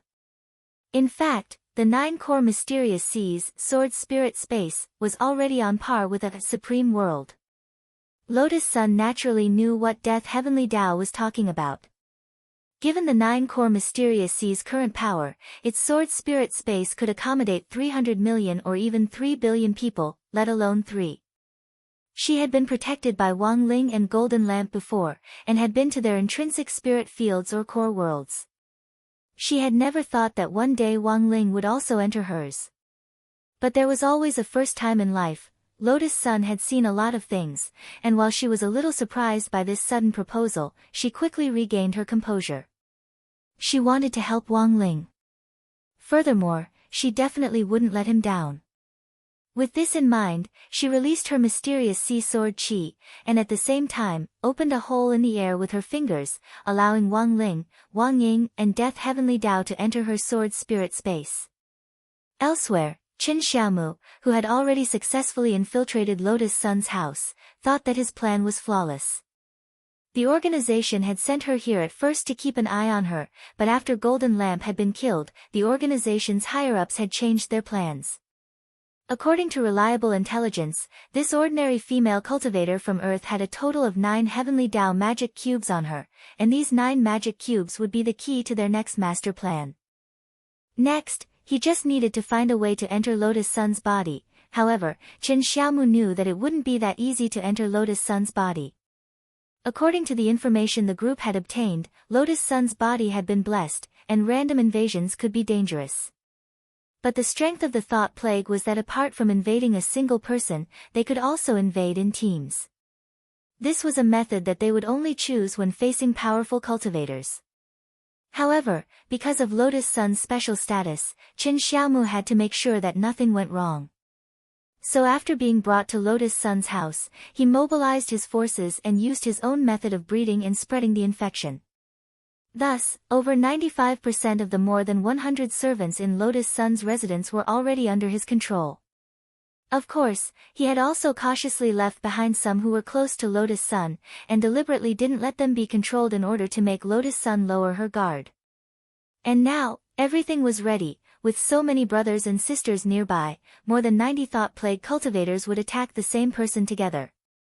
Qin Xiaomu didn't believe that Lotus Sun could escape. The error-free chapters of the daily life of the Immortal King will continue to be updated on the mobile game bar.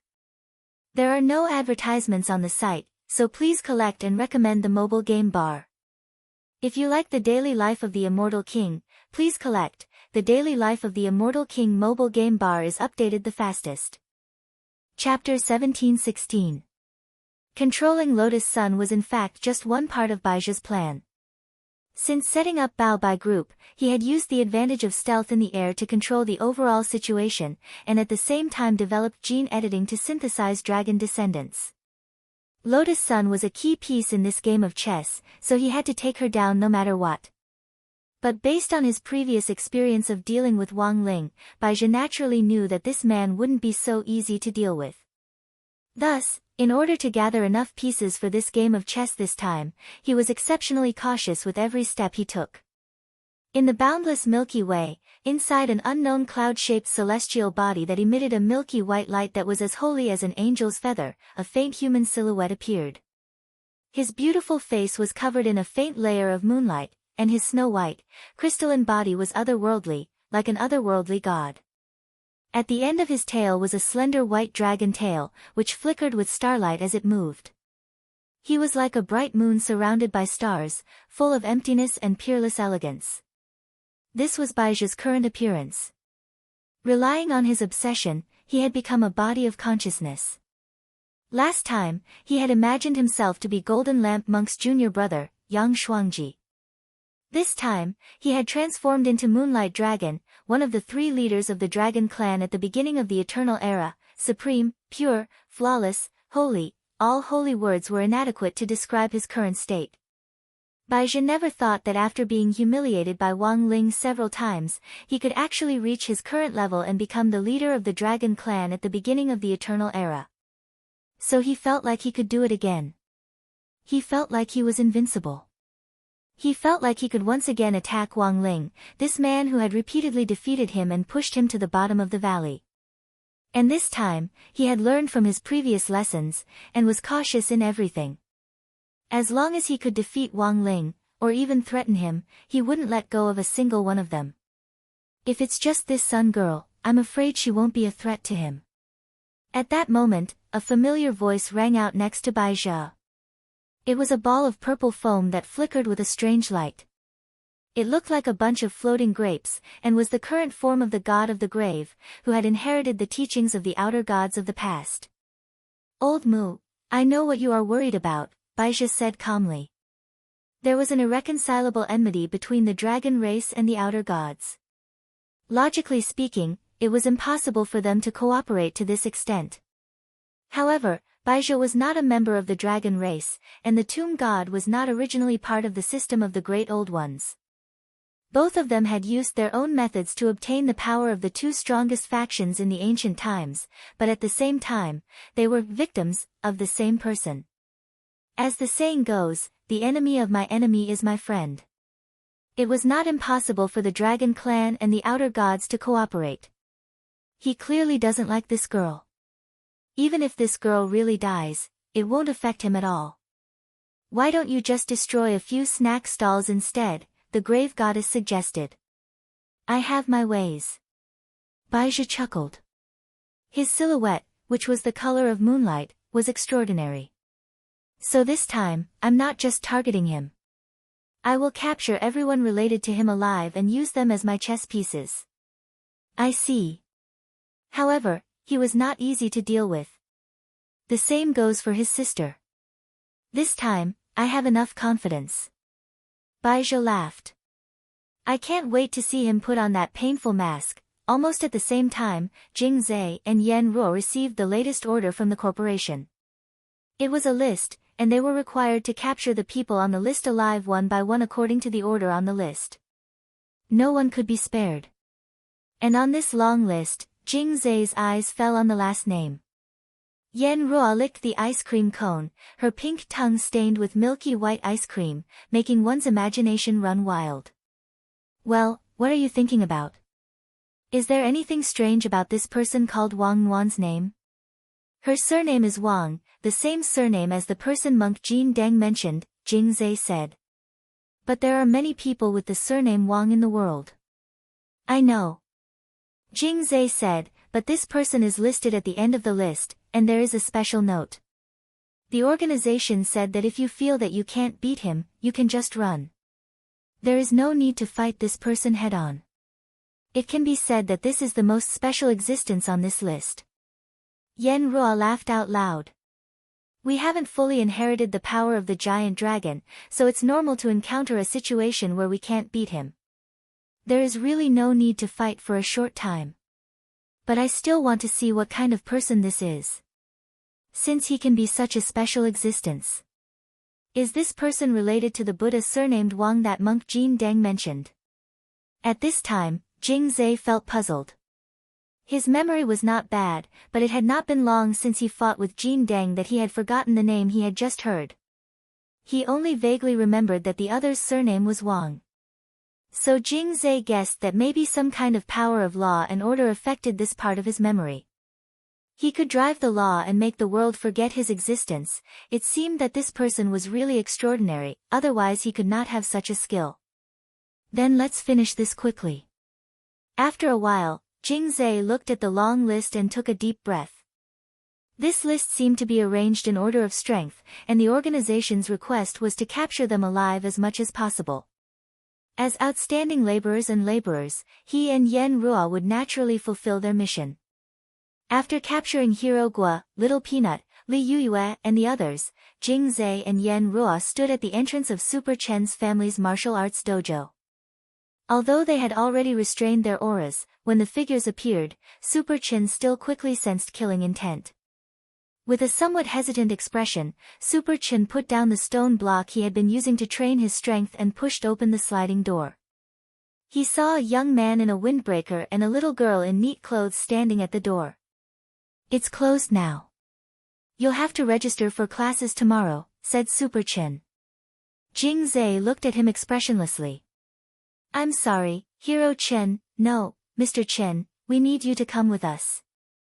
As a descendant of the dragon race, they were almost used to calling others hero. This was practically a fixed pattern, and they had never changed it until now.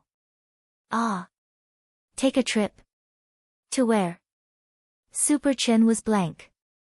Looking at Jing Zhe's face, which didn't look like a good person's, he felt apprehensive.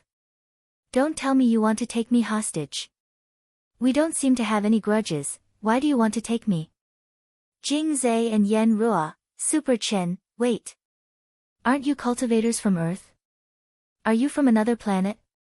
Ever since Earth and Divine Tao Star had opened up cooperation, there had been many cases of aliens pretending to be human cultivators smashing and robbing Earth cultivators. Super Chen had seen similar news, which was why he was apprehensive. Jing Zhe and Yan Ruo were also a little surprised. Super Chen had actually guessed 80 to 90% of his questions correctly. Super Chen, you just called me hero. Don't tell me you're the legendary celestial dragons. However, Jing Zhe had no intention of letting Super Chen continue asking questions. After knocking Super Chen out with a karate chop, Super Chen was directly sucked into his inner world. So many things had been exposed at once. Yan Ruo felt like the ice cream cone in his hand wasn't delicious anymore. What should I do? I really want to kill him, Jing Zhe nodded silently. Me too. Chapter 1717. All along, poverty alleviation in the cultivation world had a long way to go. There were many teachers who volunteered to help the poor, and Old Antique was one of them. Because of the special teleportation array, as long as you obtained a volunteer certificate, you could easily use the teleportation array to travel from one city to another, and then fly a sword to the area you needed help in. Every weekend, Old Antique had the habit of volunteering to teach in remote areas. On this day, he carried a crate of strawberries to the home of a student he was helping. The simple house was teetering in the wind, as if it would collapse at any moment. He knew that there were too many people in this world who were hiding in corners and stubbornly refused to ask for help, but were in desperate need of help. However, it was impossible for him to help them all on his own, so he could only do one thing at a time, and use his actions to influence more people. He only hoped that life wouldn't let down all those who wanted to live. After he was done with everything, Old Antique let out a deep sigh. If possible, he hoped that one day, everyone would have strawberries that they could never finish. After leaving the student's simple house, Old Antique used several building-strengthening talismans to coat the teetering house with a layer of film, and it wasn't until he was done with the repairs that he was ready to leave in a huff. Just as he was about to fly away on his sword, there was a loud rumble in the clear sky, and a silver streak of light hacked down, turning into a ball of lightning that landed precisely in front of him. Old Antique reacted quickly, and almost subconsciously took a step back. As a famous epic-level killer in the world of killers, he was still a treasured sword and had extremely sharp reflexes. As he took a step back, he threw out several silver needles at the student's vitals. He could sense that the other party had ill intentions and was full of killing intent, so he didn't have any misgivings when he made his move. However, before the needles could get close to the person, they stopped in midair. An electromagnetic barrier stopped the flying needles. Old Antique composed himself and stared warily at Yan Xiu. And Jingzi. Who are you?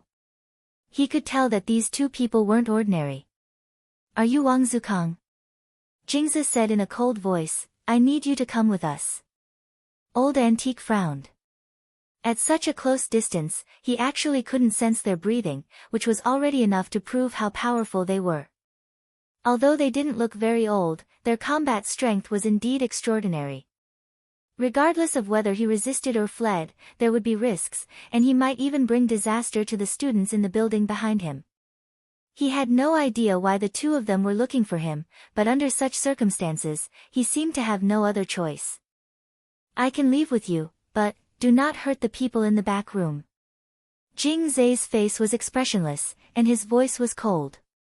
Don't worry, he's not on our list. All right. Old Antique nodded. Then, he felt the scene in front of him change, as if he had been swallowed by a force into another space. When he opened his eyes, he was already in a prison cell in the inner world of pure swamp. What amazed him even more was that Super Chen, Hero Gua, Little Peanut, Li Yuyue and the others had actually also been captured. Teacher. Why did you come in as well? Seeing that Old Antique had also been brought in, they were all surprised. These two people are very strong. I can't deal with them. If I resist stubbornly, I'm afraid only death awaits me. Old Antique frowned. Why did he bring us all together?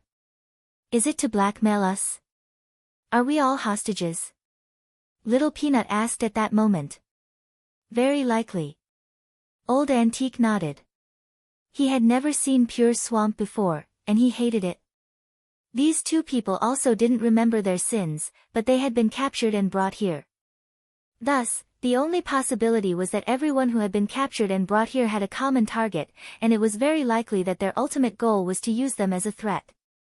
It was just that until now, Old Antique still hadn't figured out who on earth this target was. After coming to this conclusion, the group of people in the prison cell pondered. This target should be someone from our class. Hero Gua said. That's not right. Since it's someone from your class, why did you capture me? Li Yuyue was very puzzled. Among the people you know in our class, isn't classmate Lotus Sun the closest to you? Little Peanut said. So they captured us to blackmail Rongrong? Li Yuyue guessed. While everyone was puzzled, Superchin suddenly thought of something at that moment, and he jerked his head up to look at Li Yue. Wait, apart from us and classmate Lotus Sun, you should know someone else in our class, right? Also, we just went to Old Street to play together last time. You mean Wang Ling? Li Yue was even more incredulous. No way. Classmate Wang Ling, isn't he from a poor family? And he's a harmless mascot, capturing us to blackmail him. What are these robbers thinking? Classmate Wang Ling doesn't have anything to give them. Is it also for crispy noodle snacks?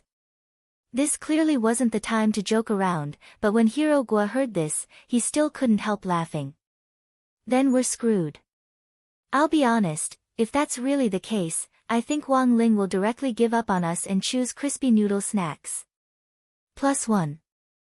Little Peanut silently raised his hand in agreement with Hero Gua's answer. In short, everyone keep calm and wait and see what happens.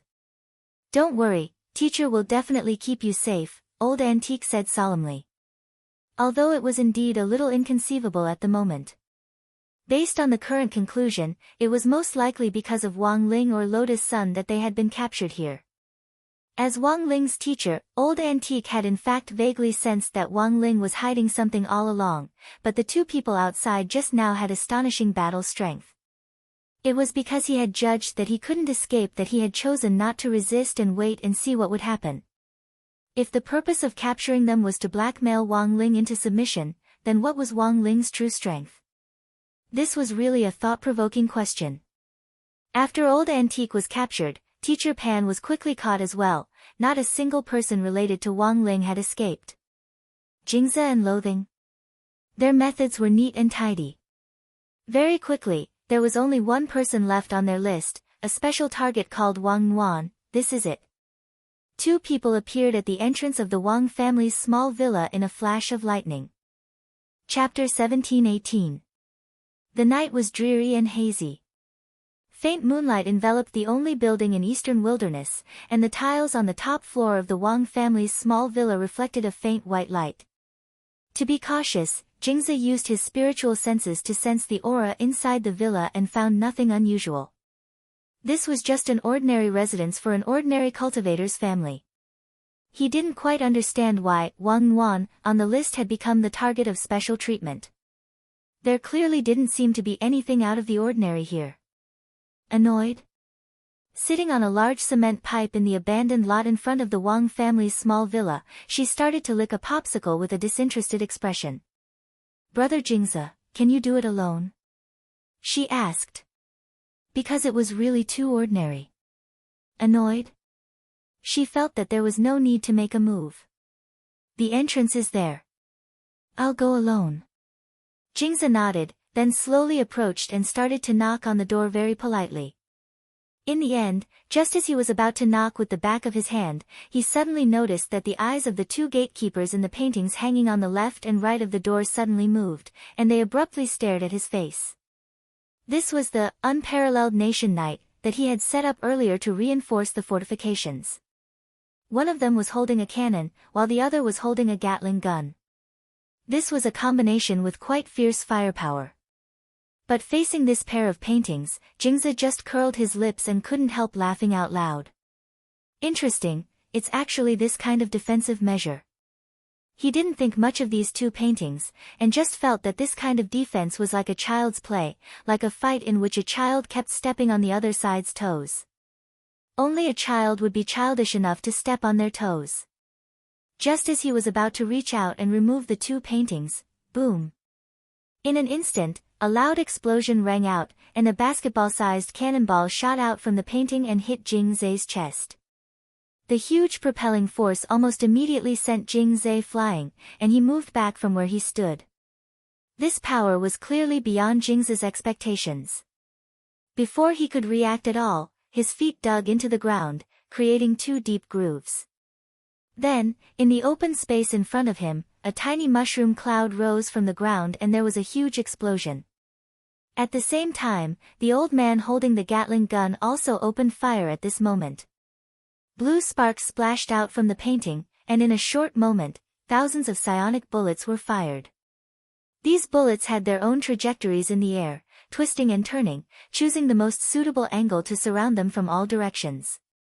This was the Gatling gun kata, which could accurately lock onto every vital part of the body, making it impossible for the targeted party to retreat. The Kingdom Knights were matchless, their coordination great, one holding a cannon, the other a spear. Under this kind of coordinated attack, a suppressive firepower was formed in a short period of time, turning the Wang family's small villa into a sea of flames. Is everything settled? After a full 3 minutes, the two of them stopped at the same time and looked at the bright flames in front of them. They had sensed a deep hostility from the cleansing swamp when it had approached, so they had decisively attacked to stop the enemy. They had thought that the intruders had been killed by the intense firepower. Who would have thought that at this moment, there would suddenly be a thunderclap in the sea of flames in front of them, accompanied by a golden bolt of lightning that fell from the sky, extinguishing the sea of flames in an instant. There was a golden flash on the cleansing swamp's body, which was the mark of the lightning jumping on his body like a snake. The densely packed bullets that had been shot out earlier were all suspended around him, blocked by an electromagnetic force, and not a single bullet could get close to him. How is this possible? This time, it was the Kingdom Knights' turn to reveal a calm and elegant expression. They looked at each other in dismay, not daring to believe what they had just seen. This level of attack was more than enough to kill a Tao god. They had not expected the cleansing swamp to be able to block it so easily. Ancestral level, the countenance of the two old men, who were holding guns and cannons, instantly turned deathly pale. Pa! While they were still in a daze, the cleansing swamp had already put on his familiar diamond gloves, aimed at the painting on the door, and snapped his fingers. In an instant, a powerful chaotic force surged out from the painting in an endless stream, causing the unparalleled Kingdom Knight's body to expand to the size of a balloon. Then, bang! Bang! Two sounds rang out in quick succession. Ah! Accompanied by heart-wrenching screams, the two paintings instantly exploded and disappeared completely. It was a very tragic scene. The Kingdom Knight had been completely destroyed by the cleansing swamp's diamond gloves and split open on the spot. They tried to struggle, but it was useless. The equipment Wang Ling had given them was already powerful enough, but unexpectedly, they still couldn't defeat the cleansing swamp. At the same time, the other enchanted artifacts in the Wang family's small villa were also trembling. They could clearly sense how powerful the intruder this time was. At that moment, the two dragon descendants had affected the quiet front of the Wang family's small villa, and the atmosphere was filled with a somber air. Father and Mother Wang's realms were too low, and they didn't have much of an understanding of this overwhelming advantage in power. But when they heard the explosions and strange movements outside the villa, as well as the Kingdom Knight's screams, they started to worry a little. What should we do? The child's father. There seems to be a very powerful guy at the door. Mother Wang gripped Father Wang's sleeve tightly, her body trembling uncontrollably. Father Wang's throat bobbed, and he swallowed. It's fine. Ling Ling assured us, it should be fine. In fact, even Father Wang himself didn't dare guarantee anything. After all, Wang Ling had been standing guard at the Wang family's small villa before, but now that he had gone out to run some errands, it was inevitable that the couple would feel a little flustered without this great Buddha guarding them. At that moment, 096, who had transformed into a human form, suddenly came over from afar with An Wan on its back. Wang Wan knew that these two dragon descendants seemed to be coming for her, so she was ready to fight. Ya! An Wan said. This time, Lord Ma personally translated for Father and Mother Wang on the side. Spiritual Master Nwan says that she wants to join the fight. Nwan. Mother Wang's expression was grave. But she's still so young, from a mother's perspective, Mother Wang subconsciously objected. In the past, it would have been fine if Wang Ling had been by her side to help her, but now there were two powerful enemies here, and one look was enough to tell that they weren't easy to deal with. Wang Wan was still too young, she had only been born a few days ago, a baby girl who wasn't even a month old yet had to fight against two dragon descendants, who weren't cabbages that could be found anywhere. But what Mother and Father Wang never expected was that Wang Wan had a stubborn temper and a strong desire to fight. Without waiting for Father and Mother Wang's consent, the little girl directly tugged 096's rabbit ears and directed 096 to jump out. She directly showed up with a clear target, Jingzai. Sitting on 096's shoulder, her little body stretched out a chubby little fist as 096 sprinted forward. Jingzai immediately laughed. He never thought that Wang Yuan, who was on the list, was actually just a baby, and a hot-tempered one at that. As soon as they met, she couldn't wait to jump out and beat him up. "Girl, your fist is like cotton, what can it do to me?" He curled the corners of his lips and opened his palm at the same time, trying to catch Wang Yuan's punch. Bang! Then, the moment the fist and palm collided, Jingzai's expression instantly changed. Pooh! He was sent flying on the spot and violently spat out a mouthful of blood. At the same time, his arm couldn't stop spasming in excruciating pain. Jingzai was so shocked that he couldn't believe that a baby girl could actually be so destructive, and what was even more unbelievable was that, his sequence 3 diamond glove, had actually cracked open. Chapter 1719. This was a chaos weapon of a dragon's descendant that had reached the sequence level. It was known as the indestructible diamond, and it was refined from the dragon skeleton that corresponded to the dragon power in his body. However, in front of the girl, it was unable to withstand even a single punch, causing cracks to appear. Something was wrong. Jingzai was very decisive. He quickly retreated, and the golden lightning dragon behind him spread open. At the same time, countless bolts of lightning fell nearby, trying to quickly pull away from Wang Yuan. However, Wang Yuan's actions were faster than he imagined. As he retreated, he saw the shadow on the ground suddenly erupt, turning into agile tentacles that chased after him at an extremely fast speed. What ability was this? He was shocked. Jingzai did not expect that the flash produced by his lightning dragon descendant would end up benefiting Wang Yuan. The little girl used her Shadow Dao ability to quickly chase after him, but what she captured was his shadow. An instinctive sense of danger immediately surged in his heart, especially at the moment when his shadow was captured by Wang Yuan. Jingzai guessed it. Immediately after, he felt his vision turn black, and he was brought into an alternate world. This was Wang Yuan's unique Supreme World, and it was also a Supreme World exclusive to Shadow Dao. Everything in it was no different from Earth, but all the living beings were a mass of black shadows. A world of shadows. Jingzai was shocked. At the same time, the person who was captured in this world was Yan Xiu, who was behind him. At this moment, Yan Xiu was also shocked. His mouth also gaped open with incredulity as he stared at the scenes unfolding before his eyes. He was so shocked that one of his ice cream balls dropped onto the ground.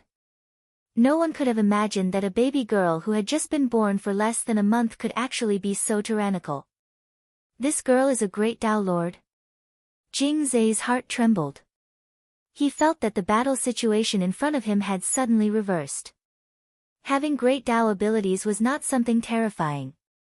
It was not rare for a person to have multiple great Dao, but if it was a great Dao Lord who created this Dao, then he had to think twice. Yan Xiu. We're leaving. After a brief thought, Jingzai made a decision. He was very calm. He did not let his emotions get the better of him and insisted on fighting Wang Yuan. As the first dragon to be created, Jingzai knew very well how heavy the dragon race's lifeline was. If he were to fight Wang Yuan head-on here, it was unknown who would win, but he felt that it would most likely end in a lose-lose situation. Now was the critical moment of the dragon clan's revival, so he calmly believed that there was no need to fight head-on. Although escaping was also a humiliation for the dragon descendants, if they didn't swallow this humiliation now, they might not have another chance in the future. But regarding Jingzai's decision, he was disgusted. Pouting, she actually didn't want to run away. She also wanted to spar with the baby girl in front of her. No buts, no buts. This is an order from the higher-ups, Jingzai replied. He didn't want to run away, but he didn't want to admit that he was a coward, so he found this excuse. Originally, in the mission that Bao Bai gave them, Wang Yuan was the most special existence. If the situation was not right, they could choose to retreat. This was Wang Nuan's personal supreme world. If it was anyone else who fell into this place, there was no way they could escape. However, they were dragon descendants. They could use their dragon power to forcefully break open a gap. Heya! Just as they were about to move, Wang Nuan moved even faster than them. The little lass rode on 096, using it as her mode of transportation. It was clearly just a baby's body, but its mobility was astonishing. He was disgusted. Before he could do anything, in the blink of an eye, Wang Nuan's figure had already appeared behind him. That meaty little fist was smashing toward his spine. Jing Zai's expression changed instantly.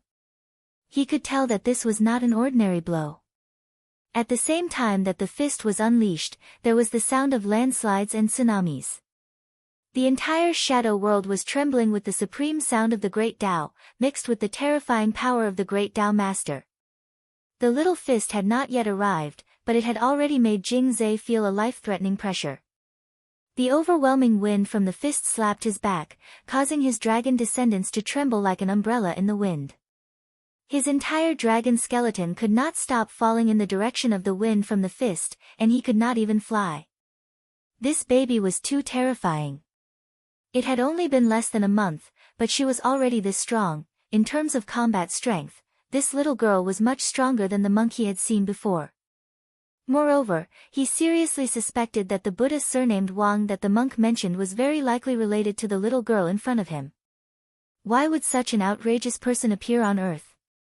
Where did it come from? Jing Zai was puzzled.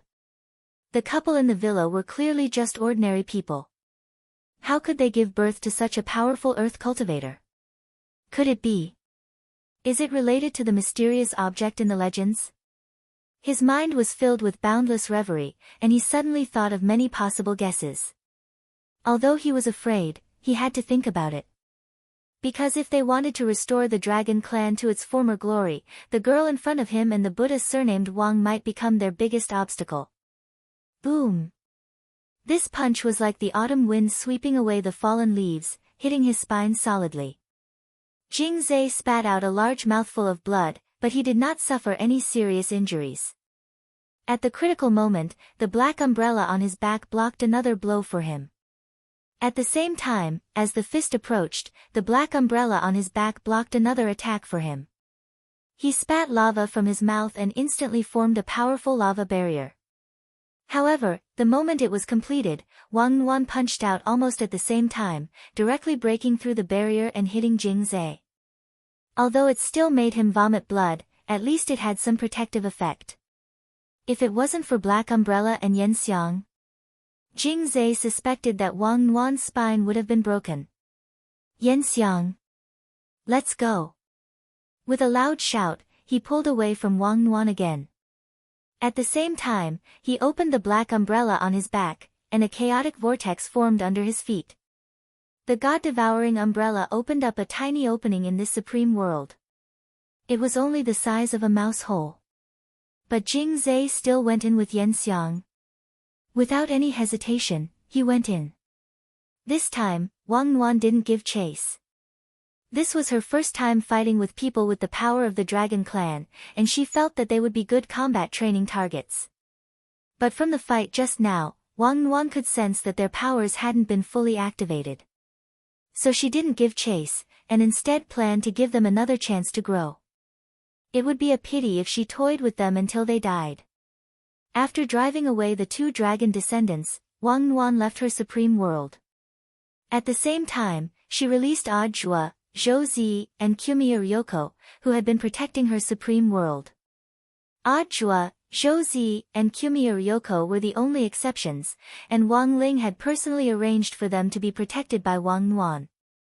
He was mainly worried that these two dragon descendants would cause trouble for them, which could be considered a privilege of Odd Jua's as a disciple. As for Zhou Zi and Kumiya Ryoko, because of their inseparable relationship with Odd Jua, they were also protected. After all, the battle strength of the dragon descendants was astonishing. Apart from Wang Ling and Wang Nuan, no one could deal with them. Thank you, Martial Ant.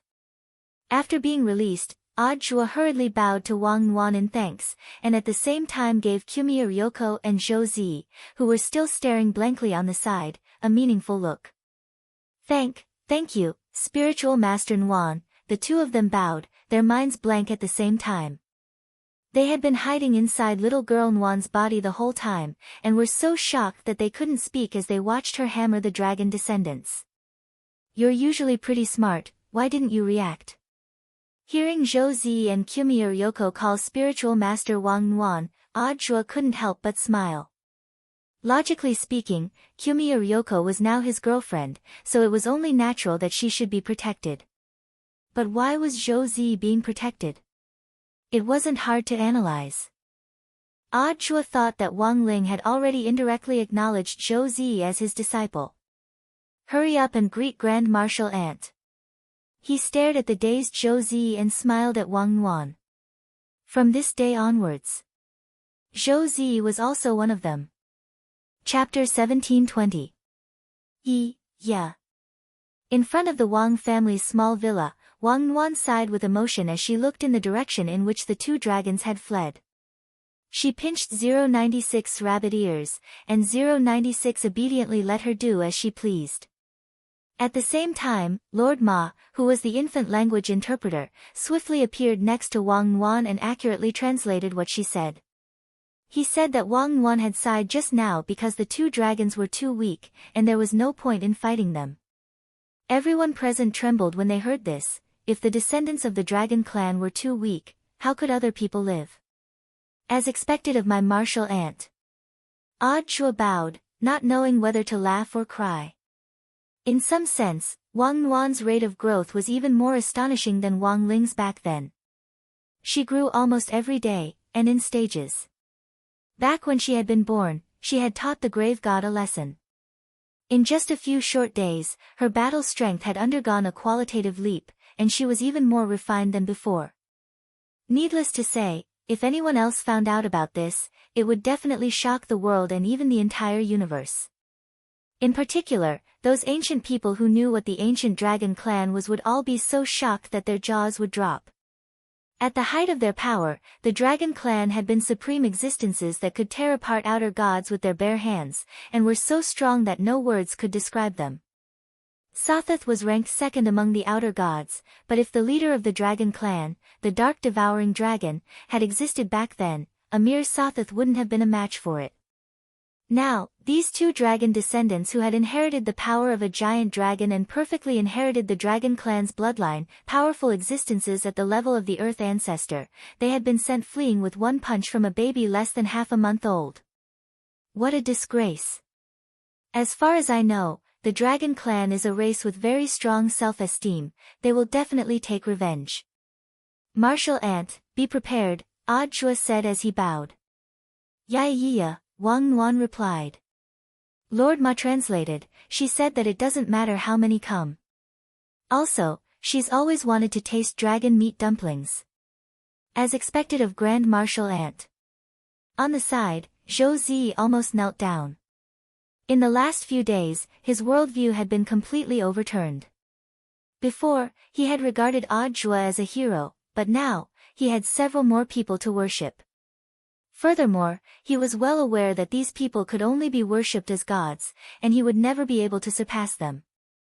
After seeing that Wang Nuan had smoothly finished her fight, Wang Ling, who was inside the sword's spirit space, breathed a slight sigh of relief.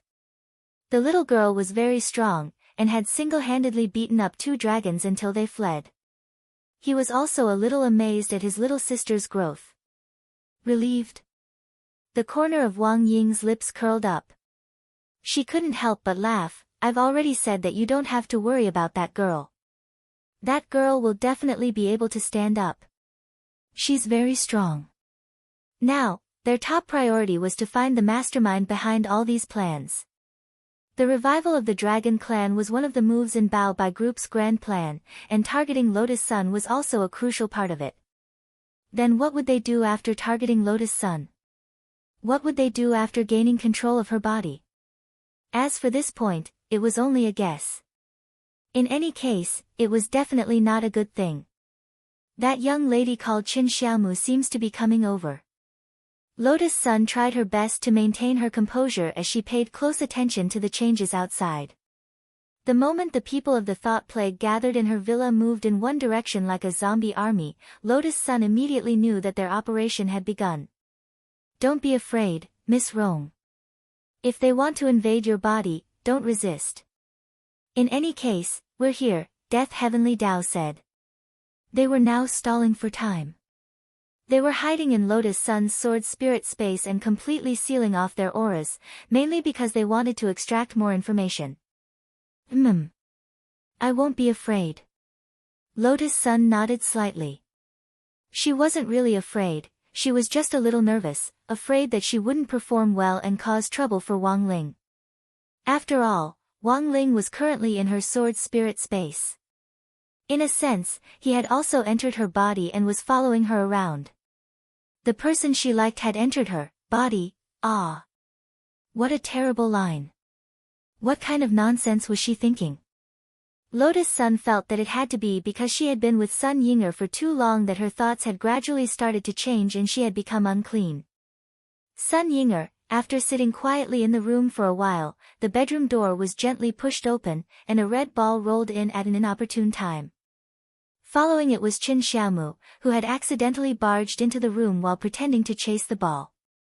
It had to be said that the people with the thought plague were all great actors. With this kind of acting, it wouldn't be a problem at all for them to win Best Actor and Best Actress awards. But the most awkward acting in the world was when you thought you were acting very realistically, but the truth was that everyone else knew you were just putting on an act. Sister, I'm sorry, I didn't mean to come in. The person with the thought plague spoke through Qin Xiaomu's body as he gazed at Lotus Sun's back as she sat alone at the desk. Looking at her defenseless posture, he felt that she had already matured completely. He, stupid woman, give me your body. Then, with a roar in his heart, he stamped his foot and pounced at Lotus Sun's back. Using Qin Xiaomu's body, he moved extremely quickly. The moment he pounced, he separated a ball of light with 3 tentacles from Qin Xiaomu's body and instantly attached it to the back of Lotus Sun's neck. The attack was extremely precise, and his aim was to invade Lotus Sun's body. She never thought that her plan would actually go so smoothly. Logically speaking, this woman who had 9 heavenly Tao magic cubes shouldn't be so weak.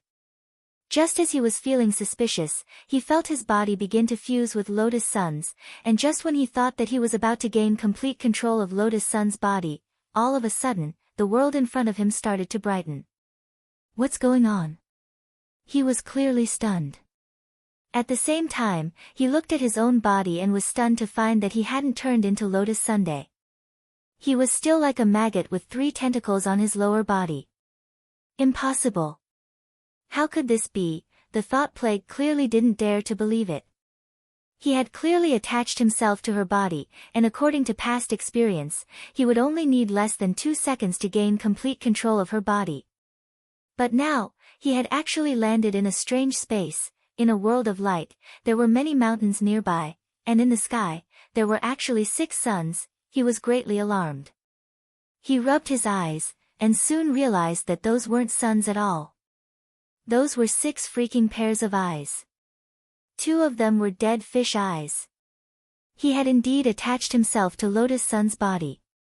But just as he was about to invade her, Wang Ling and the other 2, who were lying in ambush in the sword spirit space, had intercepted him. Then, this thought plague person was suppressed in Wang Ling's palm. He was being watched by Wang Ling, Wang Ying and Death Heavenly Tao. Chapter 1721. The thought plague wouldn't think that it would be intercepted before it could even enter Lotus Sun's body. This was clearly a trap, but it was already too late to say anything now. According to the original plan, the 90-odd thought plague on their side would be the first to enter Lotus Sun's body. After confirming that everything was fine, the rest of the thought plague would enter Lotus Sun's body one after another, and ultimately work together to suppress it.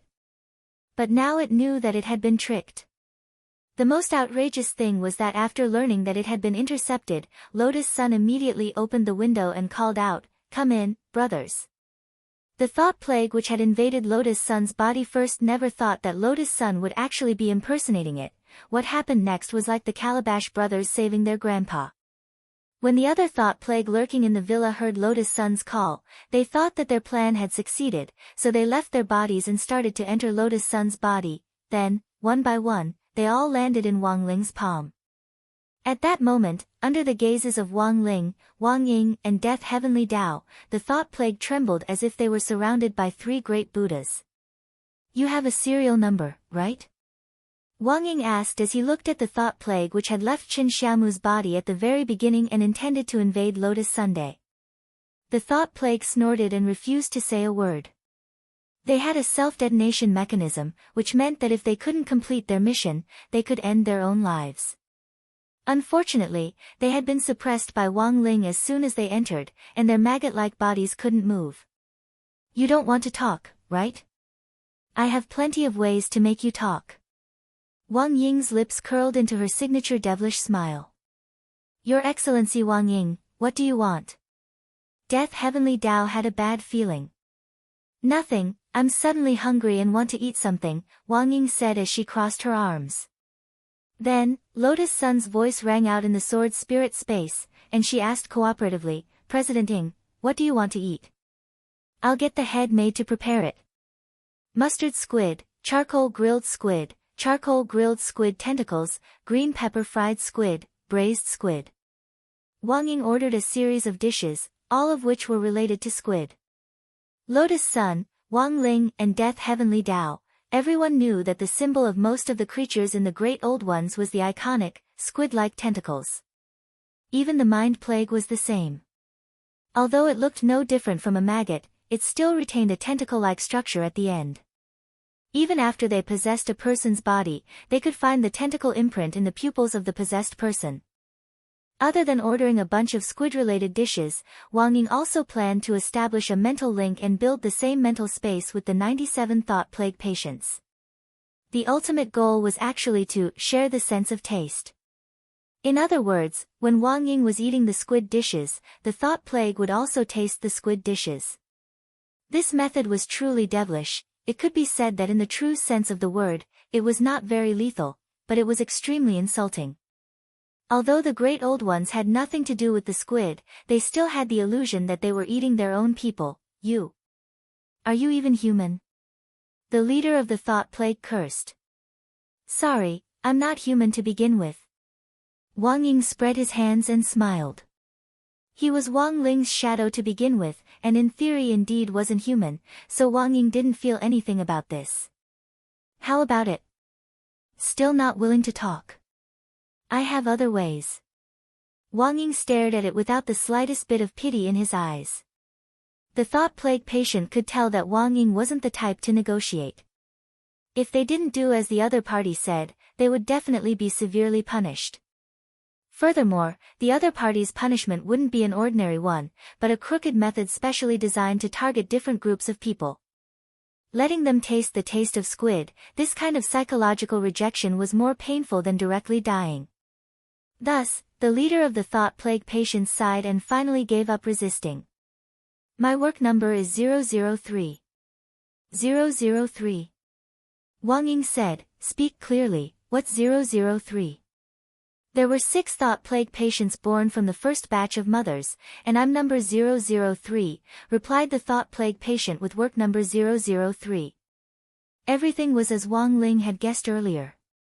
He had already felt that the thought plague patient in Qin Xiaomu's body wasn't ordinary, and now his guess was proven right. "That is to say, do you know where the mother is?" Wang Ying asked. "Yes." 003 replied. "But it's useless even if you can find the mother through me." "What do you mean?" Death Heavenly Tao frowned. 003, the thought plague is a parasitic Great Old Ones with a mother that continuously produces new thought plague patients. But the mother isn't the only one. Even if you find the mother and kill it, the mother can transfer its power in an instant. It can create a new mother. After the original mother is cut off from me, I don't know the location of the newly created mother." Although Wang Ling had long since expected that these thought epidemics, which had appeared out of nowhere, wouldn't be easy to deal with as part of the old ruler's system, this method of transferring the mother's authority was indeed beyond his expectations. That was to say, if they didn't deal with it cleanly this time, it was very likely that the mother would slip through the net, unless the mother could be completely killed so that it wouldn't have a chance to transfer its power.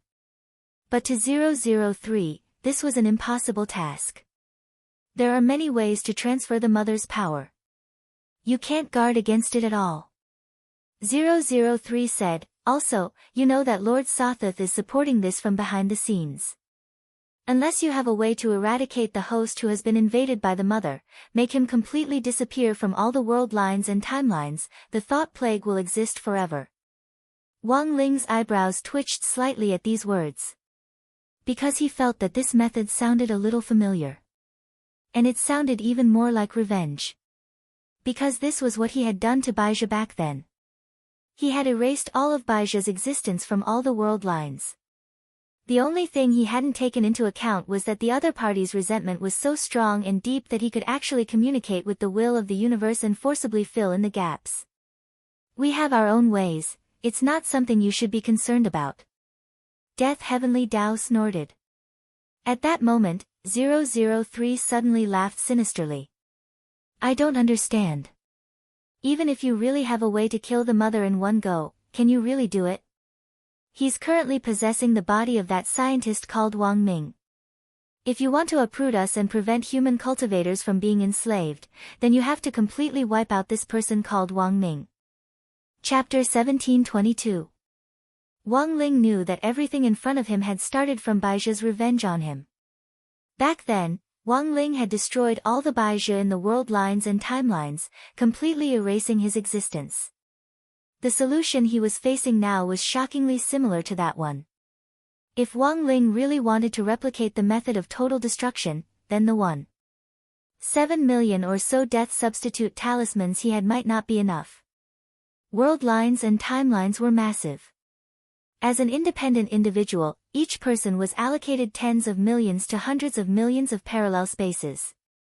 In the course of a person's normal life, whenever they were conflicted about something or ran into a problem that was difficult to decide on, they would split into a new world line and timeline. Over time, these split world lines and timelines would accumulate over time, increasing in number. It could be said that 1 gave birth to 3, and 3 gave birth to all things. Let's use an analogy. Today, when an author was conflicted about whether to update his novel with 2,000 words or 20,000 words, this author had already split into a new world line and had an additional parallel space of himself.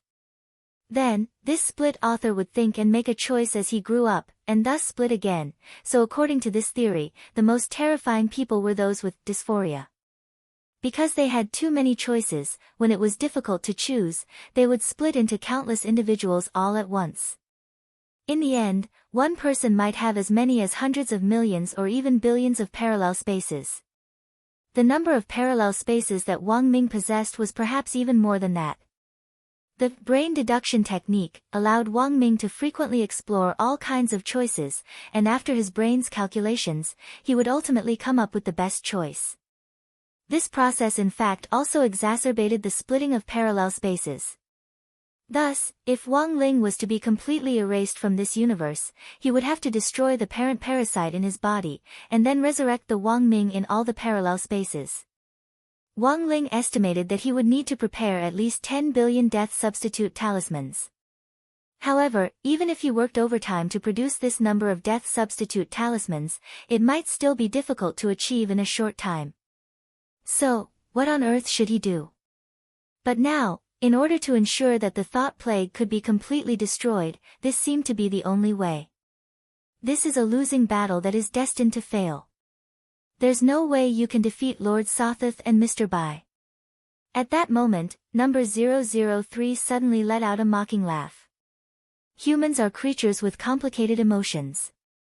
If you can't get rid of them, you'll never be able to become stronger. Emotions? These words enlightened Wang Ling. He had originally thought that he was an emotionless creature. All along, he had never shown too much emotion on any matter. But now, just now, he was actually thinking about whether there was an alternative solution. So, was he also a person with emotions? In the sword spirit space, Wang Ling looked a little absent-minded as he sat down cross-legged and quietly stared at the suppressed thought plague in his palm. Wang Ling, what's wrong with him? Lotus Sun could see his bewilderment. According to her notes in her little notebook, when Wang Ling stared at something in a daze, it usually meant that he was perplexed about something, just like how he often struggled with what his average score should be during exams. It's nothing. It's just a normal fantasy of a Chinibu. Wang Ying sighed. We don't have enough death substitution talismans now. If we completely erase Brother Ming, we might be able to eliminate the risk of being spread by the thought plague. But Mr. Ming will also cease to exist. Is there no other way? Lotus Sun asked. We can only wait and see. If Mr. Ming has the ability to regain control of his body, it won't be so troublesome. Wang Ying said, but his opponent is the Heartless Ancestor, an ancient powerhouse who relies on his brain for a living. Even if he's injured, it won't be easy for Mr. Ming to contend with him. Death Heavenly Dao frowned. But we can't drag this out any longer. We're now racing against time. The longer we drag it out, the wider the thought plague will spread. There's always a way.